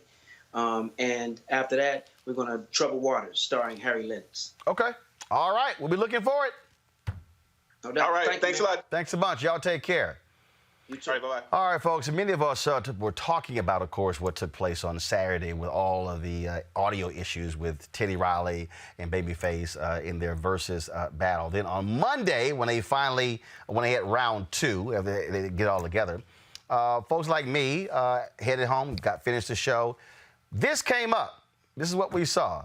If you were using certain devices, go to my iPad, please. We're having trouble loading this live video. So many people were trying to get on, and then it began to cause people to say, well, hey, is there anything else? Is there anything, like, can we have our own? What about our own live streaming service? Can we truly control the product as opposed to hundreds of thousands of people signing up for Instagram, making them money? And that's really what was happening there. Well, my next guest says the answer is yes, that we can actually do that. We can actually create our own, build our own. And so right now I want to talk to a couple of folks. One of them, of course, is the pioneer founder, Public Enemy, Chuck D. He has been in partnership and working in business with Marcel, who invented an app that actually, he says, will blow Periscope, Instagram out of the water. Gentlemen, how we doing? Good, man. It was great coming on the heels of your last two guests. Well, that's great. It's along the same line, right? Well, that's why we set it up that way. Yeah, bro. So first off, Chuck, how did you two connect? How did you and Marcel connect? I've been having Rap Station, and Rap Station is a 10-station channel portal in partnership with Live 365 that gets into the curation and the total eloquence narration of rap music and hip-hop. And I met Marcel through our general manager, Andrea, and Marcel is our app developer. And Marcel is one of those geniuses that when people look around, how come we don't have these people, or how come we don't have these portals that actually get our content in our situation over? He's one of those geniuses that end up partnering up with a super mega company and keeps on making all these inventions and innovations. And he's one of those guys. So I'm blessed and fortunate to have some of my ideas, since I've been swimming around in cyberspace since 1999. From Prince and awarding. Yesterday I put up a picture of me and David Bowie, because I was awarding David Bowie the Yahoo Internet Man of the Year in the year 2000 or 99, one of those 2 years. So that's how long I've been doing it. Back in the day when you had to convince people that having an email doesn't mean the government's on their back. So meeting Marcel is this one man. That's why he has one name, Marcel, just like Prince, formerly known as, and he's on the line to speak for himself, because he's been saying for the longest period of time, man, if I'm in the area of distribution, content, music control and stuff like that, and at the end of the day, I see that the people at Instagram, Facebook, Twitter, YouTube, Marcel says he has something, and he's been saying this for the longest period of time. So here we are, Brother Romo. All right, Marcel, tell us, what is it? It's like you said, it's an app that will rival the majors that we deal with. And like I kind of mentioned to Chuck, I said, hey Chuck, you know what, man, I'm on Mars, and everybody on planet Earth, I keep hearing them say, hey, look, we need this kind of app, but I don't have a voice. So I said, let's call Brother Roland and let's let them know that we do have this, because I've been working with Chuck for a couple of years now with his app, and I've also built an app for, like, what I try to do is pull out the radio pioneers. There's a guy named Paul Porter who practically started KISS FM in D.C., right? And other people like that. Mark Clark is another one. His wife, Allison Seymour, is a 20-year veteran of Fox 5 D.C. I built an app for them. So really just bringing them into the fold over the last 5 or 6 years. When this live streaming became popular, I just wanted to build, like I had my own. Because I come from radio. I'm a 30-year radio veteran. I wanted to have an app, too, where I can kind of control it. So it's good to hear that everybody's on this, let's control it now. And it's time for me to say, hey, look, guys, I can help you with that. But I built an app for people, just like you saw Teddy Riley and Babyface. They did their thing, but they're putting it out there where they're not getting paid for it. And there's a big thing called shadow banning, and I know you're familiar with that, Roland. Mm-hmm. But they're not even letting us get our content out. This is America, too. I'm a United States Marine Corps veteran, and I fought for my country so we can have freedom of speech. And these people have the audacity to kill out freedom of speech while they get paid. So my app is about freedom of speech. It does what these others do and more, right? And we're not going to be curbing anybody's freedom of speech. And built into it, you should be getting paid, and you can get paid for when you use it. So that's just where I am with it. What's the app? What's the name of it? And then when will the public be able to access it? New Media TV is my brand, so that's it. And we're gonna hopefully with Apple's approval. I just did an update. It was in beta testing, so I just did an update. Shout out to my beta testers. Appreciate you guys. And hopefully by Friday we'll be able to release this. If not, the following week. So Apple, if you're watching, release our stuff. No, but really, so hopefully by Friday. Definitely. So folks should be able to go to the Apple App Store, as well as the Google Play. Type in New Media TV, NU Media TV, to be able to download the app. And then also people could go to rapstation.com/app to be able to get the Rap Station app, and the live streaming service will also be in conjunction with Marcel's company on the Rap Central station. So it's live and popping. So from my aspect, it's taken, since our music is bastardized as rap and hip hop, but it's around the world in 116 countries. It's a great opportunity for us to not only get involved, but people that have wanted to be startups and stuff like that, for them to be engaged instead of ending up finding a dead-end road with Twitter or Instagram, which Instagram has a whole lot of roadblocks up. And you might have your stuff taken down on YouTube or whatever. So this is something that's necessary for us. And the first ones that come along is going to be the bearers of the fruit. Like I said, I've been involved with this like 25 years, but to run into a person like Marcel, he's a saving grace to actually put 10 more years into going and connecting around the world. Marcel, when you talk about this app, once it goes live, will it be open? Where is it free sign up like Instagram is, like Periscope is, like Facebook? How are you setting that up? Absolutely not. I think one of the problems with these platforms right now is because it's free. It's a free for all, and unfortunately, it skews a bunch of people who just with nothing to lose. They come in, they want to just bring down the platform. I mean, we've all experienced that. But it's just a small. So what you mean? What you mean? Trolls. Trolls. Got it. So how much will it cost? So you say it's a one-time? It'll be a one-time fee? Yeah, it's just going to be a small fee too, and we're still actually up till probably time that we get the okay, because me and my team, we're still kind of grappling a little bit with the price, but it's just going to be a small fee. So you'll be able to see it once the app comes out. Hey, Chuck, go ahead. Hey, listen, Roland. How many people out there? I'm talking about creators. Still got SoundCloud burns. They still got MySpace burns.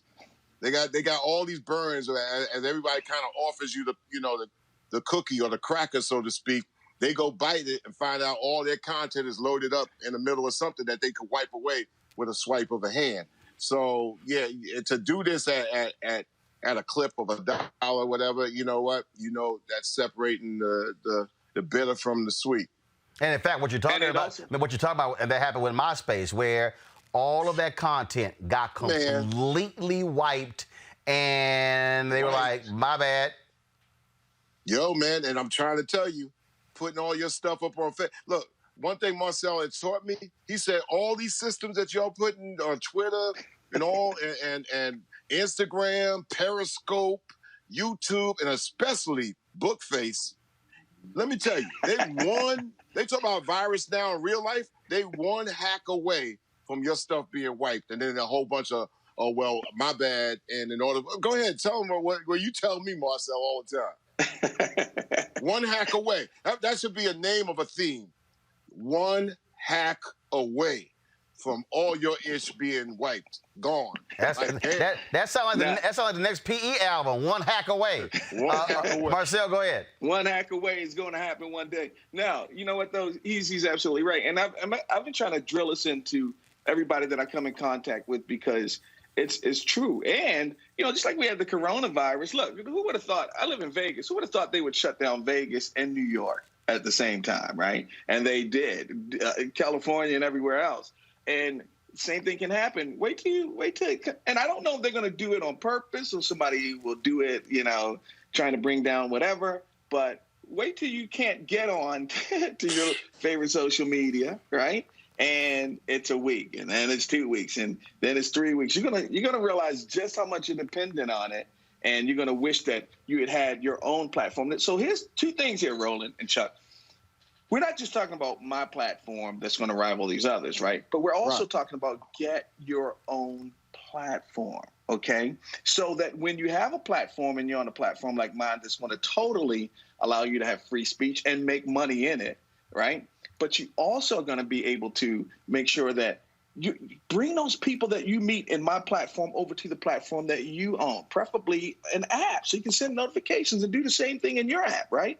And then if something should happen to me, you've got your own. Do not rely on any of us to be your sole area that you're putting your content. Now, let me say this too about getting paid. I've made it so that, well, I can't say that because they may be listening. I've made it so that you can get paid instantly. No more of this, the developer, get a percentage, and then Apple gets a percentage. I made it so you make that deal with your audience right inside the app when you go live, and you decide if you want to charge for your content or not. You made it, it's yours. I have no business getting any of your money, and nor do anybody else. And this is how it has to be. So that's where I am. All right. Yeah, Brother Romo, we always on a year and a half delay. You call it the 18-month delay, because 18 months is like the joke that you finally get 18 months later. It's too late, man. It's like whoa. Yeah. I'm telling you. And right now, and I'm just saying my last point is like this whole scenario the last 2 months is the official ushering from citizens into now being netizens. And now, since they created cyberspace, more people are netizens than they really are citizens, because their citizen rights are revoked. So they're netizens now. So if you're a netizen, that means you have to be net literate. And most people are not net literate. So when you told something across the net to tell you how to live in this world that they created called the net, it behooves you to pay attention to what real estate you can own in that world, universe. And I got one last piece I'd like to add, if it's okay, Roland. Go ahead. One of the things that I also see on the horizon is I want to build also within Chuck's app. I want Chuck to have his own portal for live streaming, right? I want him to have his own Periscope kind of app built right into where his app is. Also, let's just say, I don't know if you're in the religious culture, whoever the big religious head would be, they need their own, right? And that pulls all of these people who would naturally go to one of these other big behemoths to use them and then have to encounter all this foolishness. Now, those people will go to that one, and they'll go to the hip hop one with Chuck. They'll go to the black one with mine or whoever's, right? And and so forth. That's going to slowly pull those people off and dry up these people who just treat us poorly out there. And that's really, that has to happen. So, well, I think at the end of the day, what we're talking about here is not just like the conversation we had with Joe and Darren and the conversation with you, is that at the end of the day, we as African Americans, all too often, we have performed for everybody else. We're the tastemakers. We make everybody else money. Black people over-index on PDAs. We are first users when it comes to these various apps, and then we love them, and we're putting stuff up. When Nick Cannon said, "I'm not putting anything on Instagram unless it's promoting something that I'm making money from," that's what he was talking about, and that's what it boils down to. And I think what happens is when you look at the people, when you look at what's happening right now, you look at photos, you look at Corbis, you look at Getty and the billions that they're making off of photos from 30, 40, 50, 100 years ago, because they went around snapping up, buying archives, buying up all the archives of the civil rights photographers. And now when people are now with their websites, they're just making all this money. And for us, and where there were people who came at me who were upset with the videos that I put out, where I was talking about technology and what Teddy Riley's vision was and how he could have done it. They were like, look, man, this thing was for the culture. It was just for us having fun. I said, oh, let me be real clear. I said, while we were being entertained, Facebook was getting paid. Right. And I think that's the hardest part is to get a lot of black folks out of being the end user and out of the sharecropper mentality where we were just, look, and it was phenomenal. It was phenomenal watching, listen to them, the backstories, talk about the music. But the point is this here. Babyface and Teddy Riley gave 2.5 hours of their life and their talent on a platform that was free, that added thousands of users, that they now have their data, and they now can go out and cut bigger deals with advertising companies to get more money. That's just a fact. And that's what you're dealing with here. And I think for too many of us, we had better stop thinking like sharecroppers or end users and realize, wait a minute, so if we're the influencers, why in the hell we don't influence the dollars ourselves? Final comment. Go ahead. I'm sorry, Roland. Go ahead, no, final comment, go ahead. There's no reason for Babyface, Teddy Riley, Chuck D has his, for you to have your own platform. I don't care where you go to get it. Get your own platform. I mean, that's it. That's all I have to say. Chuck, final word. Go to rapstation.com/app. Get the app. Then we have Rap Central Station as a live streaming source. And I keep it rap music and hip hop and try to service that. That's what I'm doing. All right, folks. Myself. Be sure to check on Friday for New Media TV, NU Media TV. Marcel, Chuck D, I appreciate both of you being on the show. Thanks a lot. All right, man. Thank you, sir. All right. Thank you very much. All right, folks. Many of you, of course, have been supportive of us on Roland Martin Unfiltered, joining our Bring the Funk fan club. As I told you, I was going to be reading the names of the people who have given to us, who've given $50. Before I do that, here's a big shout out. Andre sent me a photo. This is him in his Roland Martin Unfiltered sweatshirt. I told y'all, if y'all get the gear, I'll also give you a shout out as well. And so he sent me this email showing him in his sweatshirt. I certainly appreciate it. He is, just give you his title, Andre is the Executive Director of NewYoungFathers.com. NewYoungFathers.com, where they serve teen and young fathers. And so we certainly appreciate Andre for wearing the sweatshirt. All right, folks, real quick here, I'm going to go to my next guest. I told you I was bringing back Wild Not Wednesdays. Look, people are at home, and we want levity. And so I had Wild Not Wednesdays on my TV One show. I'm bringing it back here in Roland Martin Unfiltered. To kick this thing off is my man, Jonathan Slocumb, who joined us live from L.A. Jonathan, what's happening? What's going on, Roland? What's happening? I can't see you, brother. Normally you are super clean. The coronavirus, man, has just totally thrown being dressed clean out the window. Have you actually at times gotten dressed up while you've been at home? Hey, this is the best I can do. I put a scarf on, like, for you, because you do ascots. I just thought I'd throw on a scarf. That's but the other part is it allows me to, I just walk around in my drawers, man. I love my drawers. I got drawers made by a black company called Draws Brand. It's a black man. It's comfortable, It's called Draws Brand? Yes, GRAWLZ brand.com. I'm checking. These are the most comfortable underwear you'll ever want to wear. So I walk around in my drawers. I got them in black, different colors. Well, obviously, if we got a black-owned draws company, you got black underwear. Oh yeah, and they got the letter D is situated right on top of, yeah. And you know what else, Roland? I want people. See, I'm by myself. You got your wife with you. People got the family. When you're by yourself, you can do something else that you can't do. I am able to right now, because I did it before I came on. Brother, I just be passing gas. I just pass all the gas I want to. Just me. I got the freedom to pass gas anytime I want in my Draws. In your domain. Right. Understand. Now, obviously, the coronavirus has affected everybody. You're a comedian. Folks can't hit comedy clubs. They can't do events or whatever.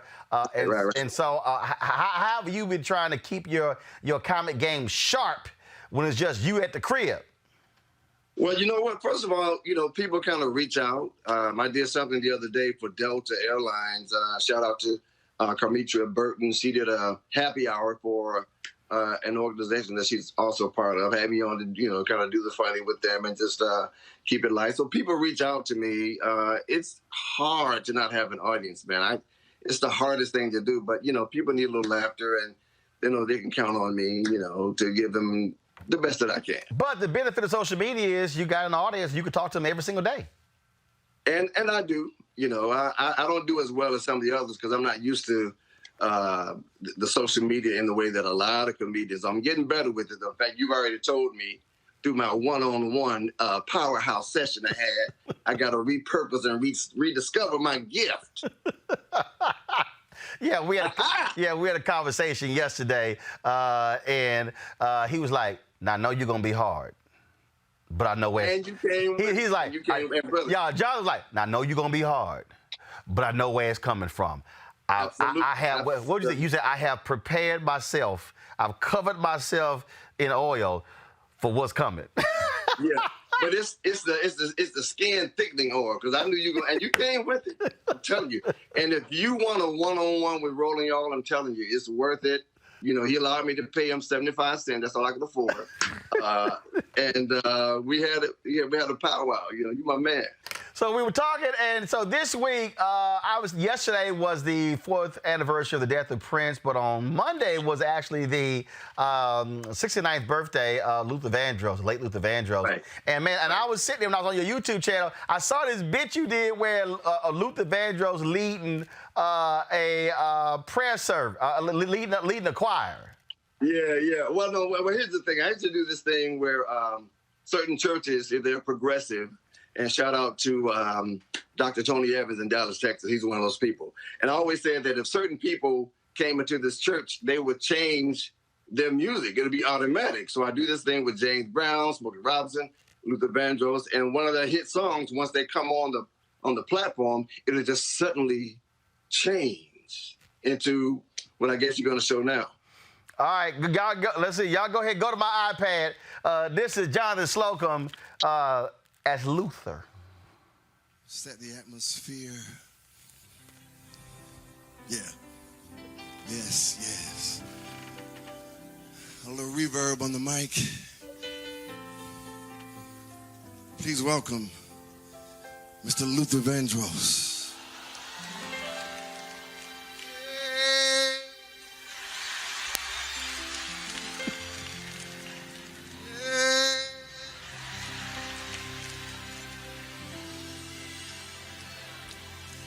I do remember you showed me you loved me, Jesus. I do remember, yeah. You said you'll be coming back again for me, Jesus. Yeah. Jesus. My, Jesus.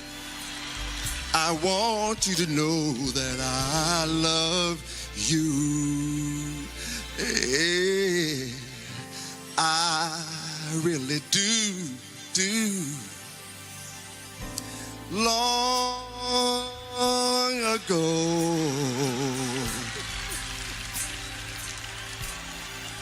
on a hill called Calvary, my brother, hey, a man died. Oh man, so that was wet. That is too funny. Not long ago on a hill called Calvary. Hey man, it was just good times, man. Good times, Doc. Good times. And of course, for you've long been a clean comic. You don't cuss. Yeah. You ain't doing sexual jokes. Go ahead. But I actually want to introduce something today that I might lose some fans. But through all that's going on, we as a people, I was watching myself from Def Comedy Jam on Amazon Prime back in the day. I have this way of being able to spell words that we as Black people say. Right. So many times we'll use two words, but it really should be one word. Right. And this one word is a word that you use regularly. And everybody in our culture is using it a lot. So I want to introduce the word. It's spelled Y-O-W-A-Z-Z. Y-O-W-A-Z-Z. Y-O-W-A-Z-Z. And it's pronounced yo ass. Yo ass. That's how, we have been using that word so much. You're telling people to do what at home? Keep what? Yo ass at home. That's it. The parents are telling their kids who's running all around the house, sit yo ass down. And I'm telling the people who, if you are wanting to go to the barbershop and the beauty salon and the nail salon on Friday in my hometown of Atlanta, Georgia, Y-O-W-A-Z-Z, need to stay at home. Yo ass need to stay at home. Yeah, and if those that go to get their hair done and the nails done, just go directly to the mortuary and just sit there and wait. Because your time is coming, because your ass gonna be dead. There you go. Too much. Jonathan Slocumb, always glad to have you here. Man, shout out where people can reach you. Drop your Cash App, give all your information. Yes, sir. The Cash App is $J-Sloke. I ain't mad at that. I was taught that in my session yesterday. Let me give a shout out real quick to my man, Joe Torry, man. I love him. We go way back. Way Okay, back. Stop right here. See, right here. Okay. What? You and I had a session yesterday. Oh, you're right. I know what you're going to say. I asked you, I just sat, see y'all, I just sat here and asked you to give your information out, including your Cash App. I know. You gave your Cash App out and you didn't spell it. Your Cash, see, Jonathan, I got to help you on this. Your Cash, okay. Like for instance, my Cash App is $RM unfiltered. You're right. So what's your Cash App? My Cash App is JSLO, $JSLOKE. That's you my can't nickname. leave a $sign out of the Cash App. Okay, Cash App is $JSLOKE,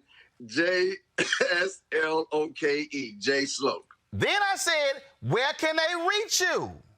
And then I went to something else. My bad. You start shouting out Joe Torry. I know. Okay, you're right. So what's your Twitter? My Twitter is I am J Slocumb. My Instagram is I am Jonathan Slocumb. My Facebook is is two ways to spell Jonathan. Okay, I am Jonathan, JONATHANSLOCUMB. I am Jonathan Slocumb. That's Instagram, and it's I am J Slocumb, the initial J, on Twitter, and Comedian Jonathan Slocumb on Facebook. Whew, I know, Roland. And your ass got a YouTube channel. Your ass got a YouTube channel. And the YouTube channel is Jonathan Slocumb. I'm going to update it, but there's some things there, yes. I guess your ass going to have to pay for a second session. All right, y'all. Jonathan Slocumb, I appreciate it, bro. Thanks a lot. Hey, Roland, wait. One quick thing? Yep. Bro, keep the gray. You're doing it. Oh, first of all, but you got to say, I wore a beard for 15 years. And then I was like, Did you? Dude, I wore a beard the whole time I was on CNN. Wow, bro, the gray is working for you, I cut it. Yeah, I ain't scared of it. I just wore it for 15 years. I was like, okay, I don't want to have a beard. So I let it grow back for 3 or 4 days, then I shave it off. It's all good. Oh, man, but the platinum is in, brother, you know. I appreciate it, bro. Thanks a bunch. My man, appreciate you, Roland. Thanks a lot. All right, y'all, time for me to name. Okay, so the people who supported our show, I told y'all every day this week, those who join our Bring the Funk fan club, $50 or more, I'm going to shout their name out on the show. So let me go through it. So first of all, yesterday I shout out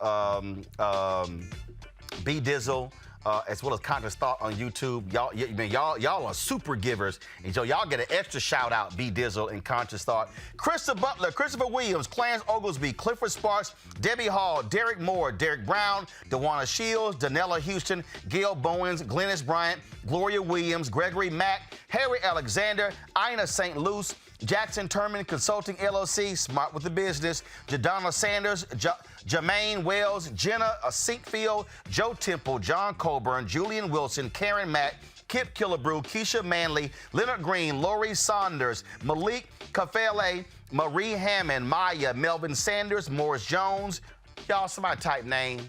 Y'all gotta leave your name. Nina Riley, Otis Simmons, Pamela Whitfield, Phyllis Burgess, Randall Stubbs, Rosalie Hurst, Samantha Taylor, Selena Tamu, Shadrina Foster, Sherry Ford, Shirley Williams, Teresa Gregory, Tanya Whitley, Valencia Garner, Vanita Washington, William Gorton Jr., Wincy, Yolanda Garrett. So again, I want to thank everybody who has given. Some people can't give 50, totally understand. People have given $45, $30, $25, $10, $5, $1.